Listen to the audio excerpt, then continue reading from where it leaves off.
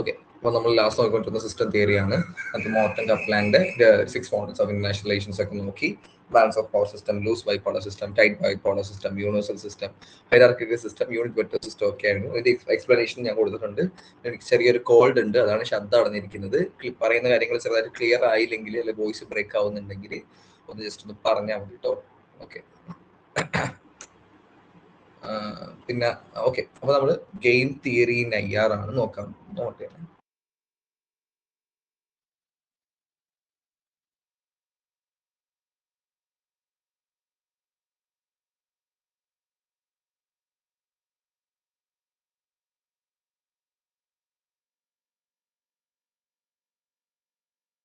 So, okay, game theory in IR ആണ് നോക്കാൻ പോകുന്നത്. Game theory is rational decision strategies in situations of conflict and competition when each participant tries to maximize gains and minimize losses.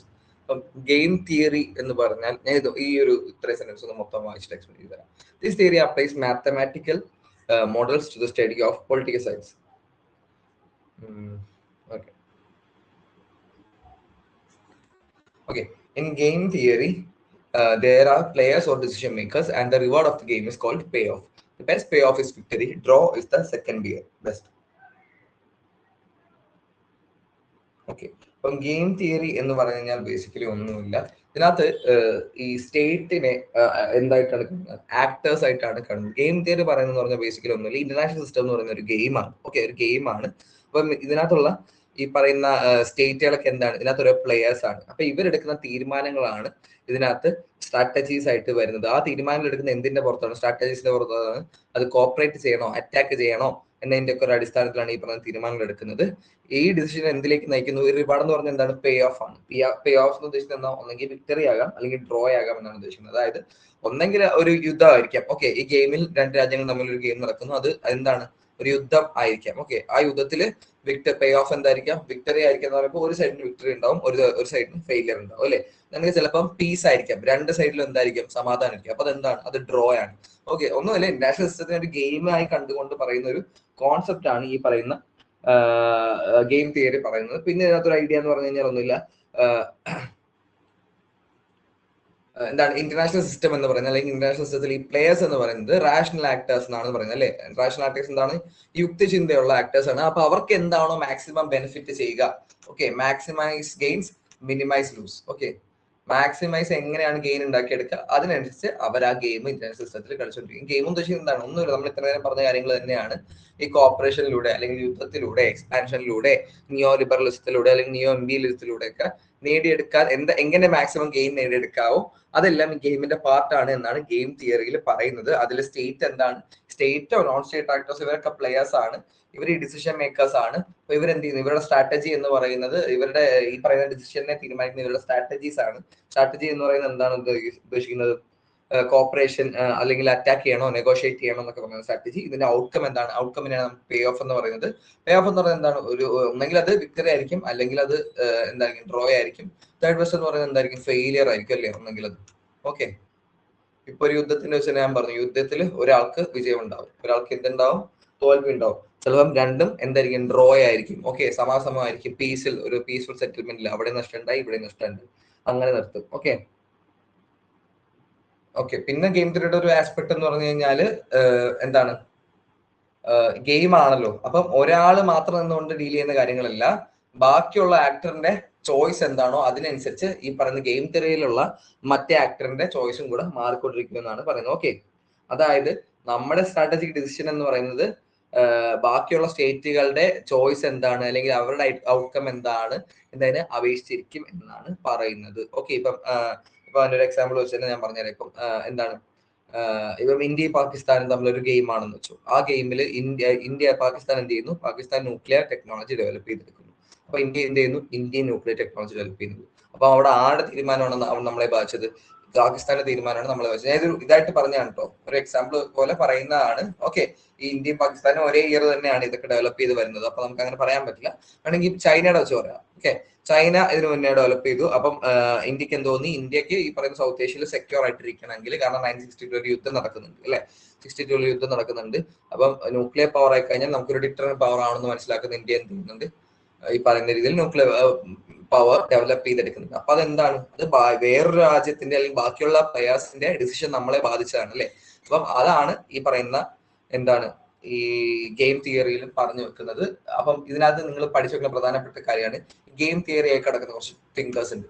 Martin ഷുബെക്, Oscar മോർഗൻസ്റ്റേൺ, call fusion ഒക്കെ പറയുന്ന game theory ആയിട്ട് കിടക്കുന്ന കുറച്ച് thinkers ആണ്. ഇത് എപ്പോഴും ചോദിക്കുന്നതാണ് ഗെയിം തിയറിയെ കുറിച്ചും ഡിസിഷൻ മേക്കിംഗ് തിയറിയെ കുറിച്ചും ഇതുമായിട്ട് ബന്ധപ്പെട്ട് കിടക്കുന്ന തിങ്കേഴ്സിന്റെ പേര്. അവരെ കുറിച്ച് സ്പെസിഫൈ ചെയ്ത് അങ്ങനെ ചോദിക്കാറില്ല. ആരാണ് ഈ തിയറി പ്രപ്പോർട്ട് ചെയ്തിട്ടുള്ള തിങ്കേഴ്സ്. അപ്പം നിങ്ങൾ പഠിക്കുമ്പോൾ ഗെയിം തിയറി എന്ന തിങ്കേഴ്സ് ആരൊക്കെയാണ് പിന്നെ സെപ്പറേറ്റ് എഴുതി വെക്കുക. പിന്നെ കപ്ലാനും ഷില്ലിങ്ങും റൈക്കറും ഉണ്ട്. ഓക്കെ, മോർട്ടൻ കപ്ലാനും ഷില്ലിങ്ങും റൈക്കറും എന്ന് പറഞ്ഞ് 3 വേറെ ആൾക്കാരുണ്ട്. അവരെന്ത് ചെയ്തിട്ടുണ്ട്, ഇന്റർനാഷണൽ പൊളിറ്റിക്സിൽ ഗെയിം തിയറി ഫസ്റ്റ് അപ്ലൈ ചെയ്യുന്ന ഇവരൊക്കെയാണ്, മോർട്ടൻ കപ്ലാനൊക്കെയാണ്. ഓക്കെ, അപ്പൊ ഇതിന്റെ ആപ്ലിക്കേഷൻ ലെവൽ കാര്യങ്ങളൊന്നും നമ്മൾ പഠിക്കണം, നമ്മൾ ബേസ് ആയിട്ട് പഠിച്ചാൽ. അടുത്താണ് decision making in IR. Okay, this approach takes A state centric model of international relations. Decision making theory state centric മോഡലാണ്. ഈ വാക്ക് ഓർത്ത് വെക്കുക. Okay, decision making theory international relations. Decision making theory in international relations focuses on how states and other international actors make choices that affect global politics. It analyzes the processes, factors, and models that influence decisions in the international agreement. നമ്മളിപ്പം പറഞ്ഞ അതേ കാര്യം തന്നെയല്ലേ ഈ game തിയറിയിലും നമ്മൾ പറഞ്ഞ അതേ കാര്യം തന്നെയാണ് ഡിസിഷൻ മേക്കിംഗ് തിയറി. അതായത് കുറച്ചുകൂടി സ്റ്റേറ്റ് സെൻട്രിക് ആയിട്ടുള്ള ഒരു തിയറി ആണെന്ന് പറയുന്നുണ്ട്. അതാണ് ഈ പറഞ്ഞ ഇന്റർനാഷണൽ ആക്ടേഴ്സ് അല്ലെങ്കിൽ ഇന്റർനാഷണൽ പ്ലേയേഴ്സ് നമ്മളിപ്പം ബാക്കിയുള്ള രാജ്യങ്ങൾ എടുക്കുന്ന തീരുമാനങ്ങൾ എങ്ങനെ ഇന്റർനാഷണൽ പൊളിറ്റിക്സിനെ അഫക്ട് ചെയ്യുന്നു എന്നതാണ് ഡിസിഷൻ മേക്കിംഗ് ഇൻ IR എന്ന് പറയുന്നത്. Okay, key points definition. It studies how decisions are made by leaders, governments and organizations in the context of international relations. അപ്പോൾ ഡിസിഷൻ മേക്കിംഗ് തിയറി എന്ത് പറയുന്നു, ഒരു രാജ്യത്തിന്റെ ലീഡർ അല്ലെങ്കിൽ ഗവൺമെന്റ് ആ സ്റ്റേറ്റ് ഒരു തീരുമാനത്തിനെ എങ്ങനെ ഫോർമുലേറ്റ് ചെയ്തെടുക്കുന്നു എന്ന് പഠിക്കുന്നത് ഡിസിഷൻ മേക്കിംഗ് തിയറിയിൽ പറയുന്നുണ്ട്. Okay, States, international organisation, non government organisation, multinational corporation എല്ലാം ആക്ടേഴ്സ് ആണ്. സ്റ്റേറ്റ് മാത്രമല്ല, ഈ പറയുന്ന നോൺ സ്റ്റേറ്റ് ആക്ടേഴ്സ് ആയിട്ടുള്ള MNCs തൊട്ട് NGOs തൊട്ട് എല്ലാവരും ഡിസിഷൻ മേക്കിംഗ് തിയറിയുടെ ആസ്പെക്ടുകളാണ്. ഓക്കെ, കാരണം ഞാൻ പറഞ്ഞിട്ടുണ്ട് ഈ MNCസിനും നോൺ സ്റ്റേറ്റ് ആക്ടേഴ്സിനും ഒക്കെ വലിയ റോളാണ്. നോൺ സ്റ്റേറ്റ് ആക്ടേഴ്സിനൊക്കെ നമ്മുടെ നാട്ടിൽ ഒരു ഡിസിഷൻ ഫോർമുലേറ്റ് ചെയ്തിരിക്കുന്നത് വലിയ റോളാണ്. ഞാൻ പണ്ടൊരു എക്സാമ്പിൾ വെച്ചൊരു ക്ലാസ് വെച്ച് പറഞ്ഞിരുന്നു, ഈ അമേരിക്കയിലുള്ള ഗൺ ലോസ് അല്ലെങ്കിൽ അമേരിക്കയിൽ ഈ തോക്കുകൾ കൈവശമുള്ള വെക്കാൻ വളരെ ചെറിയ ലൈസൻസ് ഒക്കെ ഉണ്ടെങ്കിൽ ഒരു പെട്ടെന്ന് കിട്ടുന്ന ലൈസൻസ് വെച്ചിട്ടാണ് എല്ലാവരും ഗൺ ലോസ് വഴി അവിടെ ഈ ആയുധങ്ങൾ അക്യുമുലേറ്റ് ചെയ്തത് ഞാൻ പറഞ്ഞിരുന്നു. അപ്പൊ അതെന്ന് പറഞ്ഞാൽ അതിന്റെ ഒരു വലിയ പ്രശ്നം എന്ന് പറഞ്ഞാൽ നിങ്ങൾ അമേരിക്കയിൽ സ്റ്റാർട്ട് എടുത്ത് നോക്കി കഴിഞ്ഞാൽ നമ്മുടെയൊക്കെ ഇവിടെ കത്തി കുത്ത് കൊണ്ടൊക്കെ ആൾക്കാർ മരിക്കുന്ന പോലെയാണ് അമേരിക്കയിൽ ഈ പറയുന്ന രീതിയിൽ വെടികൊണ്ട് മരിക്കുന്നത്. ഓക്കെ, കാരണം അവിടെ ആയിരക്കണക്കിന് ആൾക്കാരാണ് ഒരു വർഷം വെടികൊണ്ട് മാത്രം മരിക്കുന്നത്. അപ്പൊ അങ്ങനെ ഗൺ ലോസ് ഓൾട്ടർ ചെയ്യാനായിട്ട് ഈ പറയുന്ന ഒബാമ ശ്രമിക്കുകയും, പക്ഷെ അവിടുത്തെ ഈ ഗൺ പ്രൈവറ്റൈസ് ചെയ്തിരിക്കുന്ന ഒരു എന്റർപ്രൈസസ് ഒരു സെക്ടറാണ് ഡിഫൻസ് എന്ന് പറയുന്നത് US-ൽ. അപ്പം അവിടുത്തെ ആ ഒരു ഡിഫൻസ് സെക്ടറിനെ അല്ലെങ്കിൽ ഈ ഒരു പ്രൈവറ്റ് ലോബിനെ മറികടന്നുകൊണ്ട് ലോകത്തിലെ ഏറ്റവും ശക്തനായ ഭരണാധികാരിയായ US പ്രസിഡന്റ് ഒരു തീരുമാനം എടുക്കാൻ പോലും സാധിച്ചില്ല എന്ന് ഞാൻ പറഞ്ഞിരുന്നു. അപ്പോൾ ഈ MNCസിന് അല്ലെങ്കിൽ നോൺ സ്റ്റേറ്റ് ആക്ടേഴ്സിന് ഡിസിഷൻ മേക്കിംഗിൽ വലിയ ഇമ്പോർട്ടൻസ് ആണ്. ഓക്കെ, ഡിസിഷൻ മേക്കിംഗിൽ വലിയ ഇമ്പോർട്ടൻസ് ആണ്. Models of decision making. Rational actor model. Assume decision makers as are rational and choose option that maximize their interest. എന്താണ് റാഷണൽ? നമ്മൾ നേരത്തെ പറഞ്ഞത്, അതായത് ഈ പറയുന്ന ഭരണാധികാരികൾ സ്റ്റേറ്റ് ഒക്കെ റാഷണൽ ആണ്. ഓക്കെ, അതായത് യുക്തിബോധം ഉള്ളവരാണ്. എന്താണ് ശരി എന്താണ് തെറ്റ് എന്നറിയാവുന്ന ആൾക്കാരാണ്. അല്ലെങ്കിൽ എന്താണ് നമുക്ക് ഏറ്റവും കൂടുതൽ ലാഭം ഉണ്ടാവുക എന്ന് മനസ്സിലാക്കി പ്രവർത്തിക്കുന്ന ആൾക്കാരാണ്. അപ്പൊ റാഷണൽ ആയിട്ടുള്ള ആൾക്കാർ നല്ല ഡിസിഷൻസ് എടുക്കും, ഇൻട്രസ്റ്റ് മാക്സിമൈസ് ചെയ്യുന്ന ഡിസിഷൻസ് എടുക്കുന്നതാണ് ഒരു മോഡൽ പറയുന്നത്. ഓക്കെ, പിന്നെ bureaucratic politics model. Decisions result from bargaining among different government agencies with competing interests. അതായത് ഡിസിഷൻ വരുന്നത് ഇപ്പം ഒരു സ്റ്റേറ്റിനുള്ളിൽ തന്നെയുള്ള പല ഡിപ്പാർട്ട്മെന്റുകൾ ഉണ്ടാവും, അല്ലെങ്കിൽ പല ബ്യൂറോക്രാറ്റ്സ് ഉണ്ടാവും. അപ്പൊ ഇവര് തമ്മിൽ ഉണ്ടാവുന്ന ഒരു കോമ്പറ്റീഷനെ പുറത്ത്, അല്ലെങ്കിൽ ആർക്ക് മാക്സിമം ഔട്ട്പുട്ട് ഉണ്ടാവും, അല്ലെങ്കിൽ ഇവര് തമ്മിൽ ഉണ്ടാവുന്ന ഒരു നെഗോസിയേഷനെ പുറത്ത് മാക്സിമം ഔട്ട്പുട്ട് വരുന്ന ഒരു ഡിസിഷനിലേക്ക് നമ്മൾ എത്തുന്നു. ഓക്കെ, അടുത്താണ് organisation of process model. Decision are based on standard procedures or routines within organisation. Decision എന്ന് പറയുന്നത് വളരെ സ്ട്രിക്ട്ലി ഫോളോഡ് ആയ കുറച്ച് ഒരു ഫ്രെയിം വർക്കിന്റെ ഉള്ളിൽ നിന്ന് വരുന്നതാണ് ഡിസിഷൻസ് എന്ന് പറയുന്നത്. ഓക്കെ, ഇപ്പം ഒരു പക്ക ബ്യൂറോക്രാറ്റിക് ഓർഡർ ആണ് ഓർഗനൈസേഷൻ പ്രോസസ് മോഡൽ. അല്ലെങ്കിൽ ഒരു ഓർഗനൈസേഷന്റെ ഉള്ളിൽ നടക്കുന്ന ഒരു ഹൈറാർക്കിക്കൽ സിസ്റ്റം ഉണ്ടല്ലേ, ഒരു ഹൈറാർക്കിക്കൽ സിസ്റ്റത്തിലാണ് ഒരു ഓർഗനൈസേഷൻ സാധാരണ വർക്ക് ആകുക. നിങ്ങൾ ഈ പബ്ലിക് അഡ്മിനിസ്ട്രേഷൻ പഠിക്കുമ്പോൾ നിങ്ങൾക്ക് അറിയാം, ഒരു ഹൈറാർക്കി, കുറെ ഹൈറാർക്കിക്കൽ മോഡൽ ഉണ്ട്. XY മോഡൽ, അങ്ങനെ കുറെ ഒരു ഗ്രേപ്പ് വൈൻ മോഡൽ എന്നൊക്കെ പറഞ്ഞ് കുറെ മോഡൽസ് ഉണ്ട്. അപ്പം ഒരു ഓർഗനൈസേഷൻ വർക്ക് ആവുന്ന പറഞ്ഞാൽ ഒരു ഹൈറാർക്കി സ്ട്രക്ചർ ഉണ്ടാവും. ആ സ്ട്രക്ചറിന്റെ അകത്ത് നിന്നുകൊണ്ട് അടിത്തട്ടിൽ നിന്നുകൊണ്ട് തന്നെ അല്ലെങ്കിൽ മുകളിൽ നിന്ന് പക്കായിട്ട് വരുന്ന തീരുമാനങ്ങൾ അനുസരിച്ചിലാണ് ഡിസിഷൻസ് ഉണ്ടാകുന്നത് ഓർഗനൈസേഷൻ പ്രോസസ് മോഡൽ പറയുന്നത്. ഓക്കെ, ഫാക്ടേഴ്സ് ഇൻഫ്ലുവൻസ് ഡിസിഷൻ എന്താണ്? Information availability and perception, domestic politics and public opinion. എന്നതാണ് ഇൻഫർമേഷൻ അവൈലബിലിറ്റി. അതായത് നിങ്ങൾക്ക് ഇപ്പൊ ഫോറിൻ പോളിസി തന്നെ ഏതെങ്കിലും ഒരു കാര്യം ഒരു ഡിഫൻസ് നിങ്ങൾക്ക് ഒരു സ്റ്റേറ്റിന് ഈ പറയുന്ന നമുക്ക് ഫ്രാൻസിൽ നിന്ന് റഫേൽ വിമാനമാണ്. ഓക്കെ, സ്റ്റേറ്റിന് ഫ്രാൻസിൽ നിന്ന് റഫേൽ വിമാനമാണ്. അപ്പൊ നമുക്ക് എന്ത് വേണം? കണ്ടിട്ട് കൊള്ളാം, ഫോട്ടോ അയച്ചു തരുന്നുണ്ട് വാട്സപ്പിൽ, അത് നോക്കിയിട്ട് അടിപൊളിയാണ് തോന്നിയിട്ട് നമുക്ക് റഫേൽ വിമാനം വാങ്ങാൻ പറ്റുമോ? പറ്റില്ല. നമുക്ക് ഇൻഫർമേഷൻ വേണം, നമുക്ക് അതിനെ കുറിച്ചുള്ള ഫുൾ ഇൻഫർമേഷൻ വേണം. അതിന് എത്ര ലോഡ് ഔട്ട് ഉണ്ട്, അല്ലെങ്കിൽ എത്ര ലോഡ് വരെ അത് ക്യാരി ചെയ്യുന്നുള്ള കാര്യം നമുക്ക് അറിയണം. അല്ലെങ്കിൽ ഒരു തവണ ഈ മുഴുവൻ ഇന്ധനം നിറയ്ക്കുകയാണെങ്കിൽ എത്ര കിലോമീറ്റർ സഞ്ചരിക്കാൻ കഴിയുന്ന ഇത് വേണം. പിന്നെ ഇതിനകത്ത് മേക്ക് ചെയ്തിരിക്കുന്ന പാർട്സിന്റെ ഇഞ്ച് ബൈ ഇഞ്ച് നമുക്ക് ഡീറ്റെയിൽസ് വേണം. ഓക്കെ, അങ്ങനെയൊക്കെ ഉണ്ടെങ്കിൽ നമുക്ക് ഡിസിഷൻസ് എടുക്കാൻ പറ്റുള്ളൂ. പിന്നെ പെർസെപ്ഷൻ എന്ന് പറഞ്ഞാൽ എന്താണ്? ഒരു കാര്യത്തിലുള്ള നമുക്കുള്ള പെർസെപ്ഷൻ. ഓക്കെ, അല്ലെങ്കിൽ ഇപ്പം ഫോറിൻ പോളിസി അത് ആരാണോ ഭരിക്കുന്നത് അതിനനുസരിച്ച് പെർസെപ്ഷൻ പെർസ്പെക്റ്റീവ് ഒക്കെ മാറിക്കൊണ്ടിരിക്കും. ഓക്കെ, പിന്നെ ഡൊമസ്റ്റിക് പൊളിറ്റിക്സ് ഇപ്പൊ പറഞ്ഞാണ് ഒരു സംസ്ഥാനത്ത് ഇപ്പം യു പിയിലുള്ള നിയമങ്ങളായിരിക്കില്ല കേരളത്തിലുള്ളത്, അല്ലെ? യു പിയിൽ എടുക്കുന്ന ഡിസിഷൻസ് ആയിരിക്കില്ല കേരളത്തിലെടുക്കുന്നത്. ഇപ്പം എന്താണ്, ഇപ്പം ചില ഭക്ഷണ പദാർത്ഥങ്ങൾ, ബീഫ് പോലുള്ള ഭക്ഷണ പദാർത്ഥങ്ങൾ യു പിയിൽ കഴിക്കുന്നതിന് പ്രശ്നമുണ്ട്, അല്ലെ? അല്ലെങ്കിൽ അങ്ങനത്തെ കാര്യങ്ങൾ അവിടെ ഈ പറയുന്ന മൃഗങ്ങളെ ചൂഷണം ചെയ്യുന്നതിന് പ്രശ്നങ്ങളുണ്ട് യു പിയിൽ. പക്ഷെ കേരളത്തിൽ പ്രശ്നമുണ്ടോ? പ്രശ്നങ്ങളില്ല. അത് ഡൊമസ്റ്റിക് പൊളിറ്റിക്സിന്റെ ഭാഗമാണ്. ഓക്കെ, ഡൊമസ്റ്റിക് പൊളിറ്റിക്സ് അപ്പൊ എന്ത് ചെയ്യുന്നുണ്ട്, അല്ലെങ്കിൽ അവിടുത്തെ പൊളിറ്റിക്സ് എന്ത് ചെയ്യുന്നുണ്ട്? അവിടുത്തെ ഡിസിഷൻസിനെ ഷേപ്പ് ചെയ്യുന്നുണ്ട്.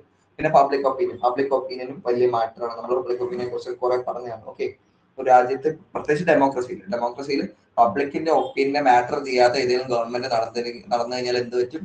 അടുത്ത ഇലക്ഷൻ ആകുമ്പോൾ ആ ഗവൺമെന്റ് അവിടെ ഉണ്ടാവില്ല. അതുകൊണ്ട് പബ്ലിക് ഒപ്പീനിയൻ ഫാക്ടർ ഇൻഫ്ലുവൻസ് ഡിസിഷനാണ്. പിന്നെ psychological basis, cognitive limitations. Okay, biases, psychological biases എന്ന് എന്താ ഉദ്ദേശിക്കുന്നത്? ചില കാര്യങ്ങൾ നമ്മൾ ബയസ്ഡ് ആണല്ലേ. ബയസ് എന്ന് പറഞ്ഞാൽ എന്താണ്? ബയസ് എന്ന് പറഞ്ഞാൽ നമ്മൾ വേർതിരിച്ചാണ് ചില കാര്യങ്ങളെ കാണുക. അപ്പോൾ അതിന്റെ പേരിൽ നമുക്ക് ഡിസിഷൻസിൽ എടുക്കുന്ന പ്രശ്നമുണ്ട്. അതും ഈ പറയുന്ന രീതിയിൽ സ്റ്റേറ്റിന്റെ പൊളിറ്റിക്സ് എങ്ങനെയാണോ വർക്ക് ചെയ്യുന്നത് അതിനനുസരിച്ച് നമുക്ക് ബയസ് ഉണ്ടാവും.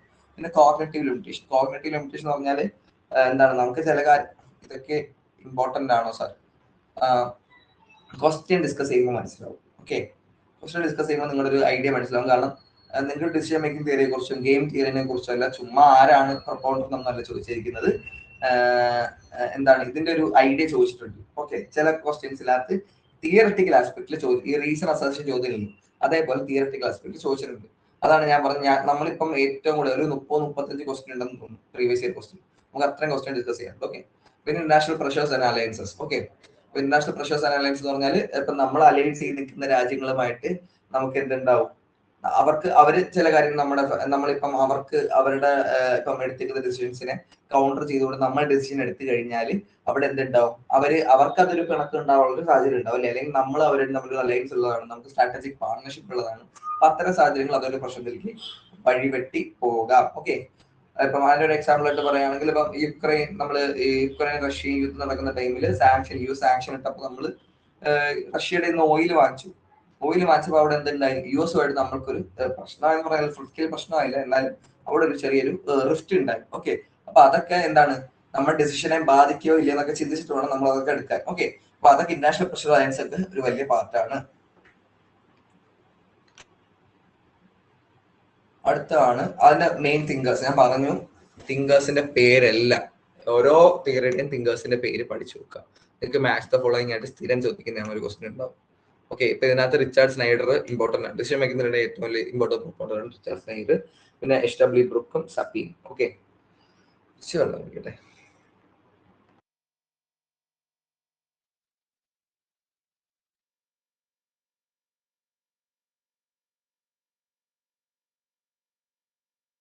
അടുത്തൊരു പ്രധാനപ്പെട്ട തിയറിയാണ് dependency theory.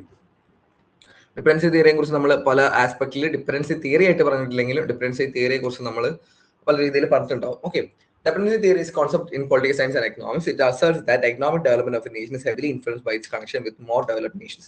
This theory suggests that resources flow from developing countries, known as the periphery, to developed nations, termed the core. This dynamic creates a psychological dependency that hampers the growth of peripheral nations. Dependency theory എന്ന് പറഞ്ഞാൽ ഒന്നുമില്ല. Dependency theory പറഞ്ഞു വെക്കുന്നത് പറഞ്ഞാൽ ഈ പറയുന്ന developing നേഷൻസിനെ depend ചെയ്തിട്ടാണ് developed Nations ആയത് എന്ന് പറയുന്ന ഒരു തിയറിയാണ് ഡിപ്പെൻഡൻസി തിയറി. അപ്പം ഇതിനകത്ത് ഡെവലപ്പിംഗ് കൺട്രീസിനെ പെരിഫറി എന്നും ഡെവലപ്ഡ് രാജ്യങ്ങളെ കോർ എന്നും എന്നാണ് ഡിപ്പെൻഡൻസി തിയറിയിൽ പറയുന്നത്. മെയിൻ ആയിട്ട് ഇതിന്റെ പ്രൊപ്പോണ്ടർ എന്ന് പറയുന്നത് ആൻഡ്രേ ഗുണ്ടർ ഫ്രാങ്ക് ആണ്. ഓക്കെ, ആൻഡ്രേ ഗുണ്ടർ ഫ്രാങ്ക് ആണ്, AG ഫ്രാങ്ക് എന്നും പറയാറുണ്ട്. ഓക്കെ, അപ്പൊ ഡിപെൻഡൻസി തിയറി പറയുന്നത് എന്താണ്? ഈ പറയുന്ന ഡെവലപ്ഡ് രാജ്യങ്ങള്, ബേസിക്കലി പുള്ളി പച്ചയ്ക്ക് പറയാൻ ഉദ്ദേശിച്ചെന്ന് പറഞ്ഞാല് ഈ പറയുന്ന ഡെവലപ്ഡ് രാജ്യങ്ങള് എങ്ങനെയാണ് ഇത്രയും റിസോഴ്സ്ഫുള്ളും വെൽത്തിയുമായെന്ന് പറഞ്ഞാൽ ഈ പറയുന്ന ഡെവലപ്പിംഗ് രാജ്യങ്ങളിൽ നിന്നുള്ള റിസോഴ്സസ് ഡെവലപ്ഡ് രാജ്യങ്ങളിലേക്ക് എത്തിച്ചിട്ടാണ് അവര് ഡെവലപ്ഡ് നേഷൻസ് ആയത് എന്ന് പറഞ്ഞു വെക്കുന്ന ഒരു തിയറി ആണ് ഡിപെൻഡൻസി തിയറി. ഇപ്പൊ നമുക്ക് ഇന്ത്യയുടെ കേസ് തന്നെ പറയുകയാണെങ്കിൽ ഇന്ത്യയിൽ എന്തുണ്ടായിട്ടുണ്ട്? ഡ്രെയിൻ ഓഫ് വെൽത്ത് ഉണ്ടായിട്ടുണ്ട്, നമ്മൾ പഠിച്ചിട്ടുണ്ട് അല്ലെ? ഇന്ത്യയിൽ നിന്ന് നമ്മുടെ സമ്പത്ത്, കോടാനുകോടി സമ്പത്ത് എങ്ങോട്ട് പോയിട്ടുണ്ട്? ഈ പറയുന്ന ബ്രിട്ടനിലേക്ക് പോയിട്ടുണ്ട്. ഓക്കെ, ഈ പറഞ്ഞ ഗ്രേറ്റ് ബ്രിട്ടനിലേക്ക് പോയിട്ടുണ്ട്. അതേ കണക്ക് തന്നെ ആഫ്രിക്കൻ നേഷൻസിന്റെ കാര്യം ഞാൻ പറയുന്നത്. വെസ്റ്റ് ആണ് ഇന്നും ആഫ്രിക്കൻ നേഷൻസിന്റെ നല്ലൊരു റിസോഴ്സസും കൊണ്ടുവന്ന വെസ്റ്റ് ആണ്. ലാറ്റിൻ അമേരിക്കൻ രാജ്യങ്ങൾ കൊണ്ടുവന്ന വെസ്റ്റ് ആണ്. ഇതൊക്കെ എന്താണ്? ഇതൊക്കെ ഡെവലപ്പിംഗ് അണ്ടർ ഡെവലപ്ഡ് രാജ്യങ്ങളാണ്. ഓക്കെ, അപ്പം ഡിപെൻഡൻസി തിയറി പറഞ്ഞു വെക്കുന്നത് എന്താണ്? ഈ പറയുന്ന ഡെവലപ്ഡ് രാജ്യങ്ങളിൽ നിന്ന് റിസോഴ്സ് പോയിട്ടാണ് ഡെവലപ്പിംഗ് രാജ്യങ്ങളിൽ നിന്ന് ഡെവലപ്പിംഗ് രാജ്യങ്ങളിൽ നിന്ന് റിസോഴ്സ് എങ്ങോട്ട് പോകുന്നു? റിസോഴ്സ് ഡെവലപ്ഡ് രാജ്യങ്ങളിൽ പോയിട്ടാണ് ഇവർ ഈ പറയുന്ന ഡെവലപ്ഡ് രാജ്യങ്ങളായി നിൽക്കുന്നത് എന്ന് പറയുന്ന ഒരു ഐഡിയ ആണ് ഡിപെൻഡൻസി തിയറി. ഇതിൽ ഈ ഡെവലപ്ഡ് രാജ്യങ്ങളെ നമ്മൾ പെരിഫറി എന്നും ഡെവലപ്പിംഗ് രാജ്യങ്ങളെ നമ്മൾ പെരിഫറി എന്നും ഡെവലപ്ഡ് രാജ്യങ്ങളെ കോർ എന്നും പറയും. ഓക്കെ, അത് എല്ലാം ഈ ആൻഡ്രെ ഗുഡാ ഫ്രാങ്കിന്റെ ഒരു concept. Dependency theory emerged in the late 1950s-60s. It arose as a critique of modernization theory, which posited that all society progress through similar stages of development. Influenced by Marxist ideas, dependency theory marks the role of imperialism and capitalism shaping global inequalities. അപ്പം dependency theory എന്തിന് criticism ആയിട്ടാണ് വന്നത്? Dependency theory വരുന്ന modernisation തിയറിക്ക് criticism ആയിട്ടാണ് വരുന്നത്. Modernisation theory എന്താണ് പറയുന്നത്? എല്ലാ സമൂഹവും പ്രോഗ്രസിലേക്ക് പോകുന്നത് എങ്ങനെയാണ്, അല്ലെങ്കിൽ ഡെവലപ്മെന്റിലേക്ക് പോകുന്നത് ഒരേ സ്റ്റേജിലൂടെയാണ്. ഓക്കെ, എല്ലാ സമൂഹത്തിനും ഒരേ സ്റ്റേജിലൂടെയാണ് പോകുന്നത്. അവർ ഈ ഇൻഡസ്ട്രിയലൈസ്ഡ് ആയിട്ട് ഈ പറയുന്ന കുറെ ഫോറിൻ ഇൻവെസ്റ്റ്മെന്റ് ഒക്കെ വന്നു കഴിഞ്ഞാൽ എല്ലാ രാജ്യങ്ങളും നല്ല സാമ്പത്തിക ശക്തികളായിട്ട് ഉയർന്നു വരും എന്ന് പറയുന്ന ഒരു കോൺസെപ്റ്റ് ആണ് മോഡേണൈസേഷൻ തിയറി. അങ്ങനെയാണോ? അങ്ങനെയല്ല. ഈ പറയുന്ന ലാറ്റിൻ അമേരിക്കൻ രാജ്യങ്ങളിലും വിദേശ നിക്ഷേപമുണ്ട്, ഈ പറയുന്ന ആഫ്രിക്കൻ രാജ്യങ്ങളും വിദേശ നിക്ഷേപമുണ്ട്. എന്നിട്ട് എന്തുകൊണ്ട് ഇവർ ഡെവലപ്പിംഗ് രാജ്യങ്ങളാവുന്നില്ല, അല്ലെങ്കിൽ ഡെവലപ്ഡ് രാജ്യങ്ങളാവുന്നില്ല? അതൊക്കെയാണ് ഇവിടെ ചോദ്യം ചെയ്യപ്പെടുന്നത്. ഓക്കെ, അതാണ് ഈ മോഡേണൈസേഷൻ ക്രിട്ടിക് ആയിട്ട് ഡിപെൻഡൻസി തിയറി വരുന്നത്. ഡിപെൻഡൻസി തിയറി മെയിൻ ആയിട്ട് ഈ പറയുന്ന മാർക്സിസ്റ്റ് ഐഡിയാസിൽ ഉൾക്കൊണ്ടിട്ടാണ് ഡിപെൻഡൻസി തിയറി വരുന്നത്. ഓക്കെ, അതുകൊണ്ട് എന്തുണ്ട്? ഈ പറയുന്ന ഇമ്പീരിയലിസത്തിനോടും ക്യാപിറ്റലിസത്തിനോടും ഇമ്പീരിയലിസവും ക്യാപിറ്റലിസമാണ് ലോകത്തിൽ ഈ പറയുന്ന ഇൻഇക്വാലിറ്റി അല്ലെങ്കിൽ അസമത്വം ക്രിയേറ്റ് ചെയ്യുന്നത് എന്നാണ് ഡിപെൻഡൻസി തിയറി പറഞ്ഞു വെക്കുന്നത്. ഓക്കെ, ഈ പറയുന്ന പ്രൈവറ്റൈസേഷൻ ലിബറലൈസേഷനും ഒക്കെ വന്നു കഴിഞ്ഞാലാണ്, അല്ലെങ്കിൽ ഈ പറയുന്ന വിദേശ ശക്തികൾക്ക് നമ്മുടെ നാട്ടിൽ ഇടം കൊടുത്തത് കഴിഞ്ഞാലാണ് ഈ പറയുന്ന സാമൂഹിക അസമത്വം ഉണ്ടാക്കിയെടുക്കുക എന്ന് പറയുന്ന ഒരു ഐഡിയ ആണ് ഡിപെൻഡൻസി തിയറി. മാർക്സിസത്തിൽ നിന്ന് ഒരുപാട് ഐഡിയാസ് ഉൾക്കൊണ്ടുവരുന്ന ഒരു തിയറിയാണ് ഡിപെൻഡൻസി തിയറി. ഓക്കെ, ഈ കുറച്ച് കോൾഡ് ഉണ്ട്, അപ്പം സൗണ്ട് ഇടയ്ക്കുന്ന ബ്രേക്ക് ആവുന്നതാണ്. മനസ്സിലായില്ലെങ്കിൽ പറയാം കേട്ടോ, ക്ലിയർ ആയില്ലെങ്കിൽ പറയുന്ന. Okay, several scholars have contributed to dependency theory. Andre Gunderfrank, he introduced the concept of development of underdevelopment, arguing that underdevelopment is a direct result of exploitation by developed nation. Okay, അപ്പൊ ആൻഡ്രെ ഗുണ്ടർഫ്രാങ്ക് കൊണ്ടുവന്ന concept ആണ് development of under development എന്ന് പറയുന്നത്. അപ്പൊ പുള്ളി എന്താണ് പറയുന്നത്? ഒരു രാജ്യം അണ്ടർ ഡെവലപ്ഡ് ആവുന്നുണ്ടെങ്കിൽ അതിന് കാരണം എന്ന് പറയുന്നത് ഏതെങ്കിലും ഒരു ഡെവലപ്ഡ് നേഷൻ ആയിരിക്കും എന്നാണ് ആൻഡ്രെ ഗുണ്ടർഫ്രാങ്ക് പറയുന്നത്. ഓക്കെ, ഞാൻ അതാണ് പറഞ്ഞത്, നമ്മൾ പല ടൈമിലായിട്ട് ഈ തിയറിയെ കുറിച്ച് സംസാരിച്ചിട്ടുണ്ടാവും. പക്ഷേ ഈ തിയറിയുടെ നെയിം വെച്ച് പറഞ്ഞിട്ടുണ്ടെങ്കിലും ഇതാണ് ഈ തിയറിയെ കുറിച്ച് നമ്മൾ സംസാരിച്ചിട്ടുണ്ടാവും. ഓക്കെ, അതായത് ഏതെങ്കിലും ഒരു വികസിത രാജ്യത്തിന്റെ എക്സ്പ്ലോയിറ്റേഷൻ മൂലം, ചൂഷണം മൂലമാണ് അണ്ടർ ഡെവലപ്ഡ് ആയ രാജ്യങ്ങൾ ഇന്നും അണ്ടർ ഡെവലപ്ഡ് എന്ന് പറഞ്ഞൊരു കോൺസെപ്റ്റ് ആണ് development of underdeveloped. Immanuel വാൾസ്റ്റൈൻ്റെ ആണ് അടുത്ത concept. He formulated the world system theory categorising countries into core, semi periphery based on their roles in the global economy. Okay, അപ്പം ഇതെന്താണ് ഇമാനുവൽ വാൾസ്റ്റൈൻ നമ്മൾ നേരത്തെ പറഞ്ഞില്ലേ, പെരിഫറി ഈ പറയുന്ന ഡിപെൻഡൻസി തിയറിയിൽ പറയുന്ന പെരിഫറി, സെമി പെരിഫറി എന്ന് പറയുന്നത്. അപ്പം പെരിഫറി എന്ന് പറഞ്ഞാൽ എന്താണ്? പെരിഫറി എന്ന് പറഞ്ഞാൽ ഈ എന്താണ് അണ്ടർ ഡെവലപ്ഡ് രാജ്യങ്ങൾ, കോർ എന്താണ് കംപ്ലീറ്റ്ലി ഡെവലപ്ഡ് രാജ്യങ്ങളാണ് കേട്ടോ. ഒന്ന് ഹോൾഡ് ചെയ്യണേ.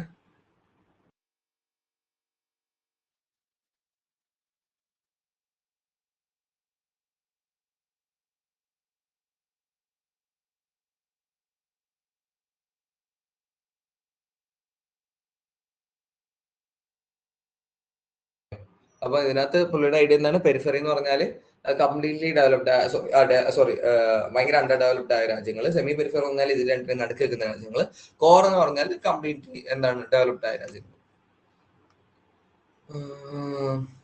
Core and periphery. Core countries are economically dominant. Okay, core countries എന്താണ്? എക്കണോമിക്കലി ഡോമിനന്റ് ആയ രാജ്യങ്ങളാണ്. They have advance industries and high levels of technology. Peripheral countries on the other hand are often exploited for their resources. This exploitation leads to a skewed economic relationship. Okay. അപ്പം എന്താണ് നമ്മൾ ഇത്ര നേരം പറഞ്ഞ കാര്യമാണ് ഈ പെരിഫറൽ കൺട്രീസിനെ ഊറ്റിപ്പിഴിഞ്ഞുകൊണ്ടാണ് കോർ കൺട്രീസ് ജീവിച്ചു പോകുന്നത് പറഞ്ഞ ഐഡിയ തന്നെയാണ് നമ്മൾ ഇത്ര നേരം പറഞ്ഞുകൊണ്ടിരുന്നത്. അത് തന്നെയാണ് ഈ പോയിന്റിലും പറഞ്ഞുകൊണ്ടിരുന്നത്. ഓക്കെ, അവരെ എക്സ്പ്ലോയിറ്റ് ചെയ്യുന്നു, അതുമായിട്ട് അല്ലെങ്കിൽ അവരുടെ റിസോഴ്സസ് ഫുള്ളി ഇവർ കൊണ്ടുപോകുന്നു. അങ്ങനെ കോർ കൺട്രീസ് ആയി. Unequal exchange was the trade dynamics where peripheral nations export raw materials and import finished goods, result in trade imbalances, further entrenching dependency. For example, many African nations export minerals but rely on foreign countries for manufactured products. Okay, അപ്പം എന്താണ് ഈ peripheral export.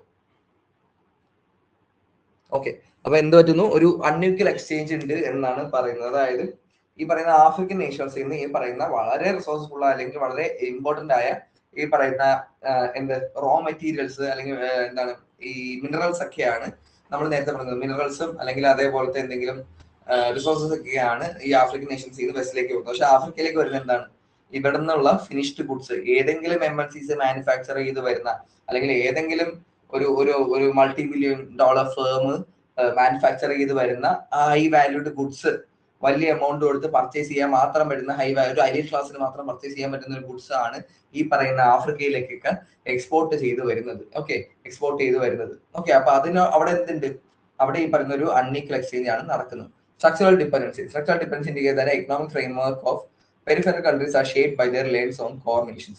This dependency limits in local innovation and economic diversification. Structural dependency എന്ന് പറയുന്നത് ഈ പറയുന്ന peripheral രാജ്യങ്ങൾ അല്ലെങ്കിൽ under developed രാജ്യങ്ങളുടെ ഒരു ഒരു ഒരു എക്കണോമിക് ഫ്രെയിംവർക്ക് തന്നെ, ഓക്കെ, ഫ്രെയിംവർക്ക് തന്നെ ഈ പറയുന്ന രീതിയിൽ ഏതെങ്കിലും ഒരു കോർ രാജ്യം ഡിപ്പെൻഡ് ചെയ്തുകൊണ്ടായിരിക്കും എന്നാണ് പറയുന്നത്. ഓക്കെ, അവിടെ ഈ പറഞ്ഞ രീതിയിൽ വലിയ തരത്തിലുള്ള ഇന്നോവേഷൻസോ, നിങ്ങൾ ആഫ്രിക്ക നോക്കിയപ്പോൾ നിങ്ങൾക്ക് ഇപ്പോഴും മനസ്സിലാവും വലിയ തരത്തിലുള്ള ഇന്നോവേഷൻസോ കാര്യങ്ങളോ ഒന്നുമില്ല. അവിടെ വർക്ക് ചെയ്യുന്ന കമ്പനീസ് തന്നെ ബേസിക്കലി പുറത്തുള്ള രാജ്യങ്ങളായിരിക്കും. അവിടെ അവര് ഈ വലിയ രീതിയിലുള്ള ഇന്നോവേഷൻസോ കാര്യങ്ങളൊന്നും കൊണ്ടുവരാനും നോക്കില്ല. കാരണം അവിടെ കൊണ്ടുവന്നു കഴിഞ്ഞാൽ എന്ത് പറ്റും, അവർ ഈ പറയുന്ന സോ കോൾഡ് അണ്ടർ ഡെവലപ്ഡ് അല്ലെങ്കിൽ ഈ പറയുന്ന ഡിപ്പെൻഡന്റ് ആയിട്ട് നിൽക്കുന്ന സ്റ്റേജിൽ നിന്ന് മാറി വരാനുള്ള ചാൻസ് ഉണ്ട്. അതുകൊണ്ട് ഒരു തരത്തിലുള്ള ഇന്നോവേഷൻസോ ഒരു എക്കണോമിക് പ്രോസ്പെരിറ്റി കൊണ്ടുവരാൻ ഈ പറയുന്ന രാജ്യങ്ങളും അവിടെ ശ്രമിക്കില്ല. ഓക്കെ,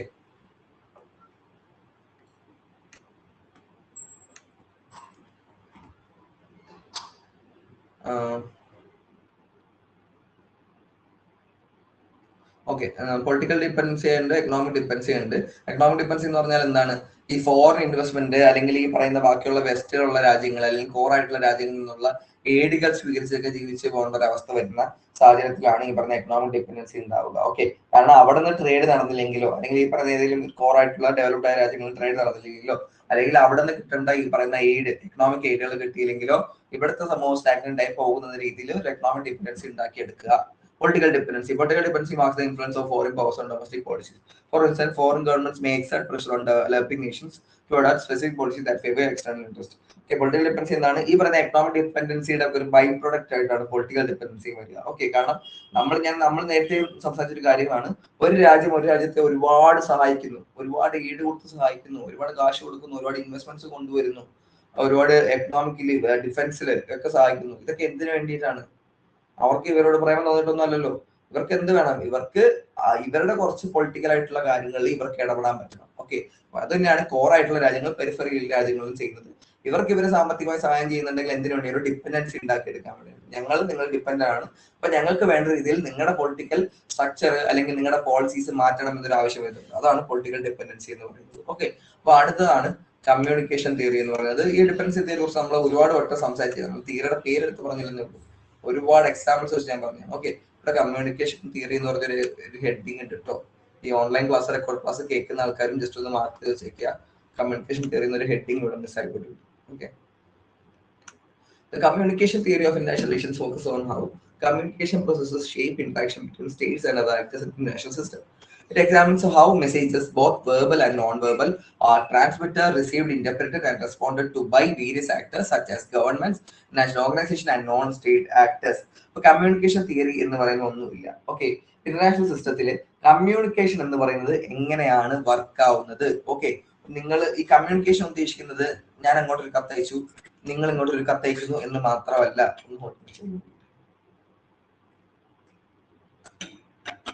കമ്മ്യൂണിക്കേഷൻ എന്ന് പറയുന്നത് സിഗ്നലിംഗ് കൂടെയാണ്. ഓക്കെ, ഇപ്പോൾ ഇന്ത്യ ന്യൂക്ലിയർ പവർ ആയത് ഒരു സിഗ്നൽ അല്ലേ? ഓക്കെ, ഇന്ത്യ ന്യൂക്ലിയർ പവർ ആയത് എന്താണ്? അത് നമ്മൾ ലോകത്തോട് കമ്മ്യൂണിക്കേറ്റ് ചെയ്താണ് ഞങ്ങള് ഒരു വലിയൊരു ഡിഫൻസിൽ അല്ലെങ്കിൽ നമ്മൾ ഒരു വലിയൊരു ശക്തിയാണ്, ഒരു സൂപ്പർ പവർ ആയിട്ട് വരാൻ ഞങ്ങളും ആഗ്രഹിക്കുന്ന ഒരു മെസ്സേജ് ആണ് നമ്മൾ ലോകത്തോട് ന്യൂക്ലിയർ പവർ ആയിട്ട് നമ്മൾ കമ്മ്യൂണിക്കേറ്റ് ചെയ്തത്. മനസ്സിലായില്ലേ? അതും ഈ കമ്മ്യൂണിക്കേഷൻ തിയറി ആണ്. അതൊരു വിധത്തിലുള്ള സിഗ്നലിംഗ് ആണ്. ഓക്കെ, അതാണ് പറയുന്നത് വെർബൽ ആവാം, നോൺ വെർബൽ ആവാം എന്നാണ് പറയുന്നത്. Okay, communication എന്താവാം? വെർബൽ ആകാം. അതായത് നിങ്ങൾക്ക് ഡയറക്റ്റ് ഒരു രാജ്യത്തോട് കമ്മ്യൂണിക്കേറ്റ് ചെയ്യാം. ഓക്കെ, ഡയറക്റ്റ്ലി ഇതാണ് ഞങ്ങളുടെ നിലപാടെന്ന് പറയാം. അല്ലെങ്കിൽ ഇതേപോലെ ഈ പറഞ്ഞ ന്യൂക്ലിയർ പവർ ആയതുകൊണ്ട്, അല്ലെങ്കിൽ നിങ്ങൾ കുറച്ച് ഐസിയും ഇന്റർകോണ്ടിനൽ ബാലിസ്റ്റിക് മിസൈൽസ് പരീക്ഷണം നടത്തിക്കൊണ്ട് ഇപ്പം ഈ പറയുന്ന നോർത്ത് കൊറിയ അങ്ങനെ ചെയ്യുന്നത്. നോർത്ത് കൊറിയ ഒരിക്കലും അമേരിക്കയോട് ഇങ്ങോട്ട് ഞാൻ തിരിച്ച് നല്ല ഇങ്ങോട്ട് കിട്ടുമെന്ന് പറയാറില്ല. നോർത്ത് കൊറിയ എന്താ ചെയ്യുന്നത്? ഇടയ്ക്കിടയ്ക്ക് ഇവരെ ഒന്ന് പേടിപ്പിക്കാൻ വേണ്ടി ഓരോ ന്യൂക്ലിയർ മിസൈലൊക്കെ എടുത്ത് ടെസ്റ്റ് ചെയ്യും. മനസ്സിലാവും. നോർത്ത് കൊറിയ ഇടയ്ക്കിടയ്ക്ക് എന്ത് ചെയ്യും? ഇടയ്ക്കിടയ്ക്ക് ഈ പറയുന്ന രീതിയിൽ ന്യൂക്ലിയർ മിസൈൽസ് ടെസ്റ്റ് ചെയ്യും. അതെന്താണ് ഉദ്ദേശിക്കുന്നത്? നോർത്ത് കൊറിയ അവിടെ ഒരു മെസ്സേജ് കൊടുക്കുകയാണ്. നോർത്ത് കൊറിയ ഒരു പ്രോപ്പർ കമ്മ്യൂണിക്കേഷൻ കൊടുക്കുകയാണ് വെസ്റ്റിന്. നിങ്ങൾ ഞങ്ങളുടെ രാജ്യത്ത് ബാക്കിയുള്ള സോഷ്യലിസ്റ്റ് രാജ്യങ്ങളിൽ വന്ന് തലയിട്ട പോലെ ഞങ്ങളുടെ രാജ്യങ്ങളിലൊന്നും നിൽക്കണ്ട, ഞങ്ങളുടെ കയ്യിൽ ഇങ്ങനത്തെ സാധനങ്ങളുണ്ട്. ഇത് നോർത്ത് കൊറിയ കൊടുക്കുന്ന ഒരു കമ്മ്യൂണിക്കേഷൻ ആണ് നോർത്ത് കൊറിയ നടത്തുന്ന ന്യൂക്ലിയർ ടെസ്റ്റ്. ഓക്കെ, അപ്പൊ കമ്മ്യൂണിക്കേഷൻ തിയറി അതാണ് പറയുന്നത്. അത് വെർബൽ ആവാം, നോൺ വെർബൽ ആവാം, ട്രാൻസ്മിറ്റഡ് ആവാം, അത് റിസീവ് ചെയ്യുമ്പോൾ ഉള്ള ഇന്റർപ്രിട്ടേഷൻ ആവാം, മിസ്ഇന്റർപ്രിട്ടേഷൻ ആവാം. മിസ്ഇന്റർപ്രിട്ടേഷൻ ഒരു സംഭവം ഉണ്ട്. നമ്മൾ ഉദ്ദേശിച്ച കാര്യമായിരിക്കില്ല, കമ്മ്യൂണിക്കേറ്റ് ചെയ്യാൻ ഉദ്ദേശിച്ച കാര്യമായിരിക്കില്ല അപ്പുറത്ത് കിട്ടുക എന്ന് പറയുന്നത്. ഓക്കെ, അതിനൊരു പ്രൈമറി എക്സാമ്പിൾ ആണ് Cuban missile crisis. Okay, Cuban missile ക്രൈസിസിൽ എന്താണ് സംഭവിച്ചത്? USSR എന്ത് ചെയ്യുന്നു? USSR കുറെ മിസൈലുകൾ അവിടെ സ്റ്റോർ ചെയ്യുന്നു. ഓക്കെ, ക്യൂബയിൽ ഗോഡനാമ ബേ എന്ന് പറഞ്ഞ സ്ഥലത്ത് അവിടെ അവര് USSR അവിടെ പരീക്ഷണാർത്ഥം എന്താണ് കുറച്ച് കാര്യങ്ങൾ ഈ പറയുന്ന രീതിയിൽ വികസിപ്പിച്ചെടുക്കുന്നു. അവിടെ കുറച്ച് ന്യൂക്ലിയർ മിസൈൽ പ്ലേസ്മെന്റ്സ് നടത്തുന്നു. അപ്പൊ US എന്ത് വിചാരിച്ചു? ഇതൊരു ത്രെട്ട് ആണ്. കാരണം ക്യൂബ എന്ന് പറയുന്ന സ്ഥലത്ത് നിന്ന് വേണമെങ്കിൽ ഒരു അറ്റാക്ക് US ഇനിഷ്യേറ്റ് ചെയ്യാൻ പറ്റും. അപ്പം US എന്ത് വിചാരിക്കുന്നു? അതൊരു ത്രെട്ടായി കണ്ടുകൊണ്ട് അവിടെ USന്റെ 7th ഫ്ലീറ്റിനെ അയക്കുകയാണ്. ഓക്കെ, 7th ഫ്ലീറ്റിലോ USന്റെ ഏറ്റവും വലിയ കപ്പൽപ്പടയായ 7th ഫ്ലീറ്റിനെ അയക്കുകയാണ്. അപ്പൊ പക്ഷേ USSRന് എന്തായിരുന്നു ഉദ്ദേശം? ഇവരെ ആക്രമിക്കുക എന്നതല്ലായിരുന്നു USSRന്റെ ഉദ്ദേശം. USSRന് പറഞ്ഞ ഡിഫൻസ് ആയിരുന്നു. അതായത് ഞങ്ങൾക്ക് ഈ പറയുന്ന രീതിയിൽ USന്റെ സൈഡിൽ നിന്ന് വല്ല ത്രെട്ട് ഉണ്ടായി കഴിഞ്ഞാൽ അതിനെ ഡിഫെൻഡ് ചെയ്യണം. അതായിരുന്നു USSRന്റെ ഐഡിയ. അപ്പൊ അവിടെ എന്തുണ്ടായി? അവിടെ ഒരു മിസ്ഇന്റർപ്രിട്ടേഷൻ ഉണ്ടായി. US വിചാരിച്ചു അവരെ ആക്രമിക്കാൻ ചെയ്യേണ്ടി ചെയ്തതാണ്. USSRന് എന്തായിരുന്നു? അത് അവരുടെ ഡിഫൻസ് ആയിരുന്നു. ഓക്കെ, അപ്പം ഇതാണ് മെസ്സേജ് കമ്മ്യൂണിക്കേഷന്റെ ഒരു ഐഡിയ എന്ന് പറയുന്നത്. അപ്പൊ കമ്മ്യൂണിക്കേഷൻ എന്ന് പറയുന്നത് അല്ലെങ്കിൽ സിഗ്നലിംഗ് എന്ന് പറയുന്നത് ഇന്റർനാഷണൽ പൊളിറ്റിക്സിൽ വളരെ ഇമ്പോർട്ടന്റ് ആണ് എന്നാണ് പറയുന്നത്. ഓക്കെ, നിങ്ങൾക്ക് മനസ്സിലായി ഞാൻ വിചാരിക്കുന്നു. Interdependence. Communication theory emphasizes the interdependence of actors in the international system and how the interactions are influenced by communication process. അപ്പം ഇന്റർഡിപെൻഡൻസ് എന്ന് പറഞ്ഞാൽ പ്രോപ്പറായ കമ്മ്യൂണിക്കേഷൻ ചാനലുകളുള്ള അല്ലെങ്കിൽ പ്രോപ്പറായ ഡിപ്ലോമസി വർക്ക് ചെയ്യുന്ന രാജ്യങ്ങൾക്ക് എന്തുണ്ടാവും? നല്ല രീതിയിലുള്ള ഇന്റർഡിപെൻഡൻസ് ഉണ്ടാവും എന്നാണ് പറഞ്ഞു നോക്കുന്നത്. പിന്നെ perception and interpretation. It focus on how message are perceived, interpreted and understood by different actors, highlighting the subjective nature of communication and its impact on decision making. അപ്പൊ നമ്മൾ നേരത്തെ പറഞ്ഞ കാര്യമാണ് ഇന്റർപ്രിട്ടേഷൻ എന്ന് പറയുന്നത്, അല്ലെങ്കിൽ അത് പെർസീവ് ചെയ്യുന്ന രീതി എന്ന് പറയുന്നത് വളരെ ഇമ്പോർട്ടന്റ് ആണ്. നിങ്ങൾ പറയുന്ന രീതിയിൽ ടോണിലാണോ എന്നൊക്കെ പറയുന്നത് ഭയങ്കര ഇമ്പോർട്ടന്റ് ആണ്. ഇപ്പൊ നിങ്ങൾ എന്താണ് അമേരിക്ക ഒരു കാര്യം ഒരു ലോകത്തിലൊരു ഇപ്പൊ ഇറാനിലെ യുദ്ധത്തില് അമേരിക്ക ഒരു മെസ്സേജ് ഇടുകയാണെങ്കിൽ അല്ലെങ്കിൽ ഇറാൻ ഒരു മെസ്സേജ് ഇടുകയാണെങ്കിൽ ഒരു 100 വട്ടം ഇവർക്ക് ക്രോസ് ചെക്ക് ചെയ്യാതെ ആ മെസ്സേജ് പാസ് ചെയ്യാൻ പറ്റില്ല. ഓക്കെ, അല്ലെങ്കിൽ ആ ഒരു ഇൻഫർമേഷൻ പാസ് ചെയ്യാൻ പറ്റില്ല. കാരണം അതിന്റെ ടോണിൽ വരെ എന്തെങ്കിലും രീതിയിലുള്ള ഒരു ഇൻസ്റ്റിഗേറ്റ് ചെയ്യുന്ന കാര്യം ഉണ്ടെങ്കിൽ അത് വേണമെങ്കിൽ യുദ്ധത്തിലേക്ക് നയിക്കാം. ഓക്കെ, ട്രംപ് അങ്ങനത്തെ ആളൊന്നുമല്ല. ട്രംപ് എല്ലാം വെട്ടി തുറന്നു പറയും. ഓക്കെ, അത്രയും ഞാൻ നിങ്ങൾക്ക് പറഞ്ഞു തന്നെ, എനിക്ക് അമേരിക്കൻ പ്രസിഡന്റുമാരിൽ ഇത്രയും ഡെറഗേറ്ററി ആയിട്ട് അല്ലെങ്കിൽ ഇത്രയും സ്റ്റാൻഡേർഡ്ലെസ് ആയിട്ട് സംസാരിച്ചൊരു അല്ലെങ്കിൽ സോഷ്യൽ മീഡിയയിൽ ഇത്ര ആക്റ്റീവായിട്ട് നിൽക്കുന്ന ഒരു US പ്രസിഡന്റ് ഇതിനു മുന്നേ ഉണ്ടായിട്ടില്ല. പുള്ളി എന്തൊക്കെയോ പിച്ചയൊക്കെ പറയാണ്. അപ്പൊ ഇതൊക്കെ വലിയ പ്രശ്നമാണ്. ഓക്കെ, പുള്ളി കൊടുക്കുന്ന ഐഡിയ അല്ലെങ്കിൽ പുള്ളി പുറത്തോട്ട് വിടുന്ന കമ്മ്യൂണിക്കേഷൻ എന്ന് പറയുന്നത് വളരെ പ്രശ്നമാണ് ഇന്റർനാഷണൽ സിസ്റ്റത്തിൽ. കാരണം ആ ലോകത്തിലെ ഏറ്റവും വലിയ ശക്തി എന്ന് അവര് തന്നെ വിശേഷിപ്പിക്കുന്നതാണെങ്കിൽ പല ആൾക്കാർ അംഗീകരിക്കുന്ന US പോലെയുള്ള രാജ്യത്തിന്റെ തലവനാണ് ഇത്രയും മോശം ഭാഷയിൽ ലോകത്തിനോട് അല്ലെങ്കിൽ സോഷ്യൽ മീഡിയയിൽ കൂടെ വിളിച്ചു പറയുന്നത്. ഓക്കെ, ഓക്കെ, അപ്പം അവിടെ എന്താണ്? അവിടെ ഇൻസ്റ്റിഗേഷൻ ആണ്. പുള്ളി ഇങ്ങനത്തെ രീതിയിൽ സംസാരിച്ചുകൊണ്ടിരുന്നു കഴിഞ്ഞാൽ എന്ത് പറ്റും? ഈ യുദ്ധം ഒരിക്കലും തീരില്ല. അതാണ് കമ്മ്യൂണിക്കേഷൻ എന്ന് പറയുന്ന സാധനത്തിന്, അല്ലെങ്കിൽ അതിന്റെ ടോണിന് വരെ, അല്ലെങ്കിൽ അത് പെർസീവ് ചെയ്യുന്ന രീതിക്ക് വരെ, അത് ആൾക്കാർ എങ്ങനെ ഇന്റർപ്രറ്റ് ചെയ്തെടുക്കുന്നു മനസ്സിലാക്കാത്തടത്തോളം കാലം വരെ കമ്മ്യൂണിക്കേഷൻ എന്ന് പറയുന്ന സാധനം വളരെ പ്രോബ്ലമാറ്റിക് ആയ സാധനം. അത് നോക്കി കണ്ടുകൊണ്ടിരിക്കുകയാണ്. Power dynamics. Communication theory recognizes the role of power in shaping communication dynamics between state and other actors, including how power imbalance can affect the flow and reception of messages. Okay, എന്താണ് power dynamics? ഈ സ്റ്റേറ്റിലെ actors non state ആക്ടേഴ്സും തമ്മിലുള്ള communication. ഇപ്പം അത് മാത്രമല്ല, ഇപ്പം ഇന്ത്യയും ചൈനയും തമ്മിൽ കമ്മ്യൂണിക്കേറ്റ് ചെയ്യുമ്പോൾ അവർ തമ്മിൽ എന്തുണ്ടാവും? അവർ തമ്മിൽ വളരെ പ്രൊഫഷണൽ ആയ ഒരു കമ്മ്യൂണിക്കേഷൻ ആയിരിക്കും അവിടെ നടക്കുക. പക്ഷെ ഈ പറയുന്ന യുക്രൈനും US തമ്മിൽ കമ്മ്യൂണിക്കേറ്റ് ചെയ്യുമ്പോൾ അവിടെ എന്തുണ്ട്, അവിടെ ഒരു പവർ ഡൈനാമിക്സ് വർക്ക് ആവുന്നുണ്ട്. കാരണം എന്ന് പറഞ്ഞാൽ അമേരിക്കക്ക് എന്തുണ്ട്, യുക്രൈനിന് മുകളിൽ ഒരു ആധിപത്യം ഉണ്ട്. ഓക്കെ, യുക്രൈനിന് മുകളിൽ, കാരണം അങ്ങനെ കോൺഫ്ലിക്റ്റ് നടക്കുമ്പോൾ നേറ്റോയുടെ ഹെൽപ്പ് വേണമെങ്കിൽ യുക്രൈന് US ആവശ്യമാണ്.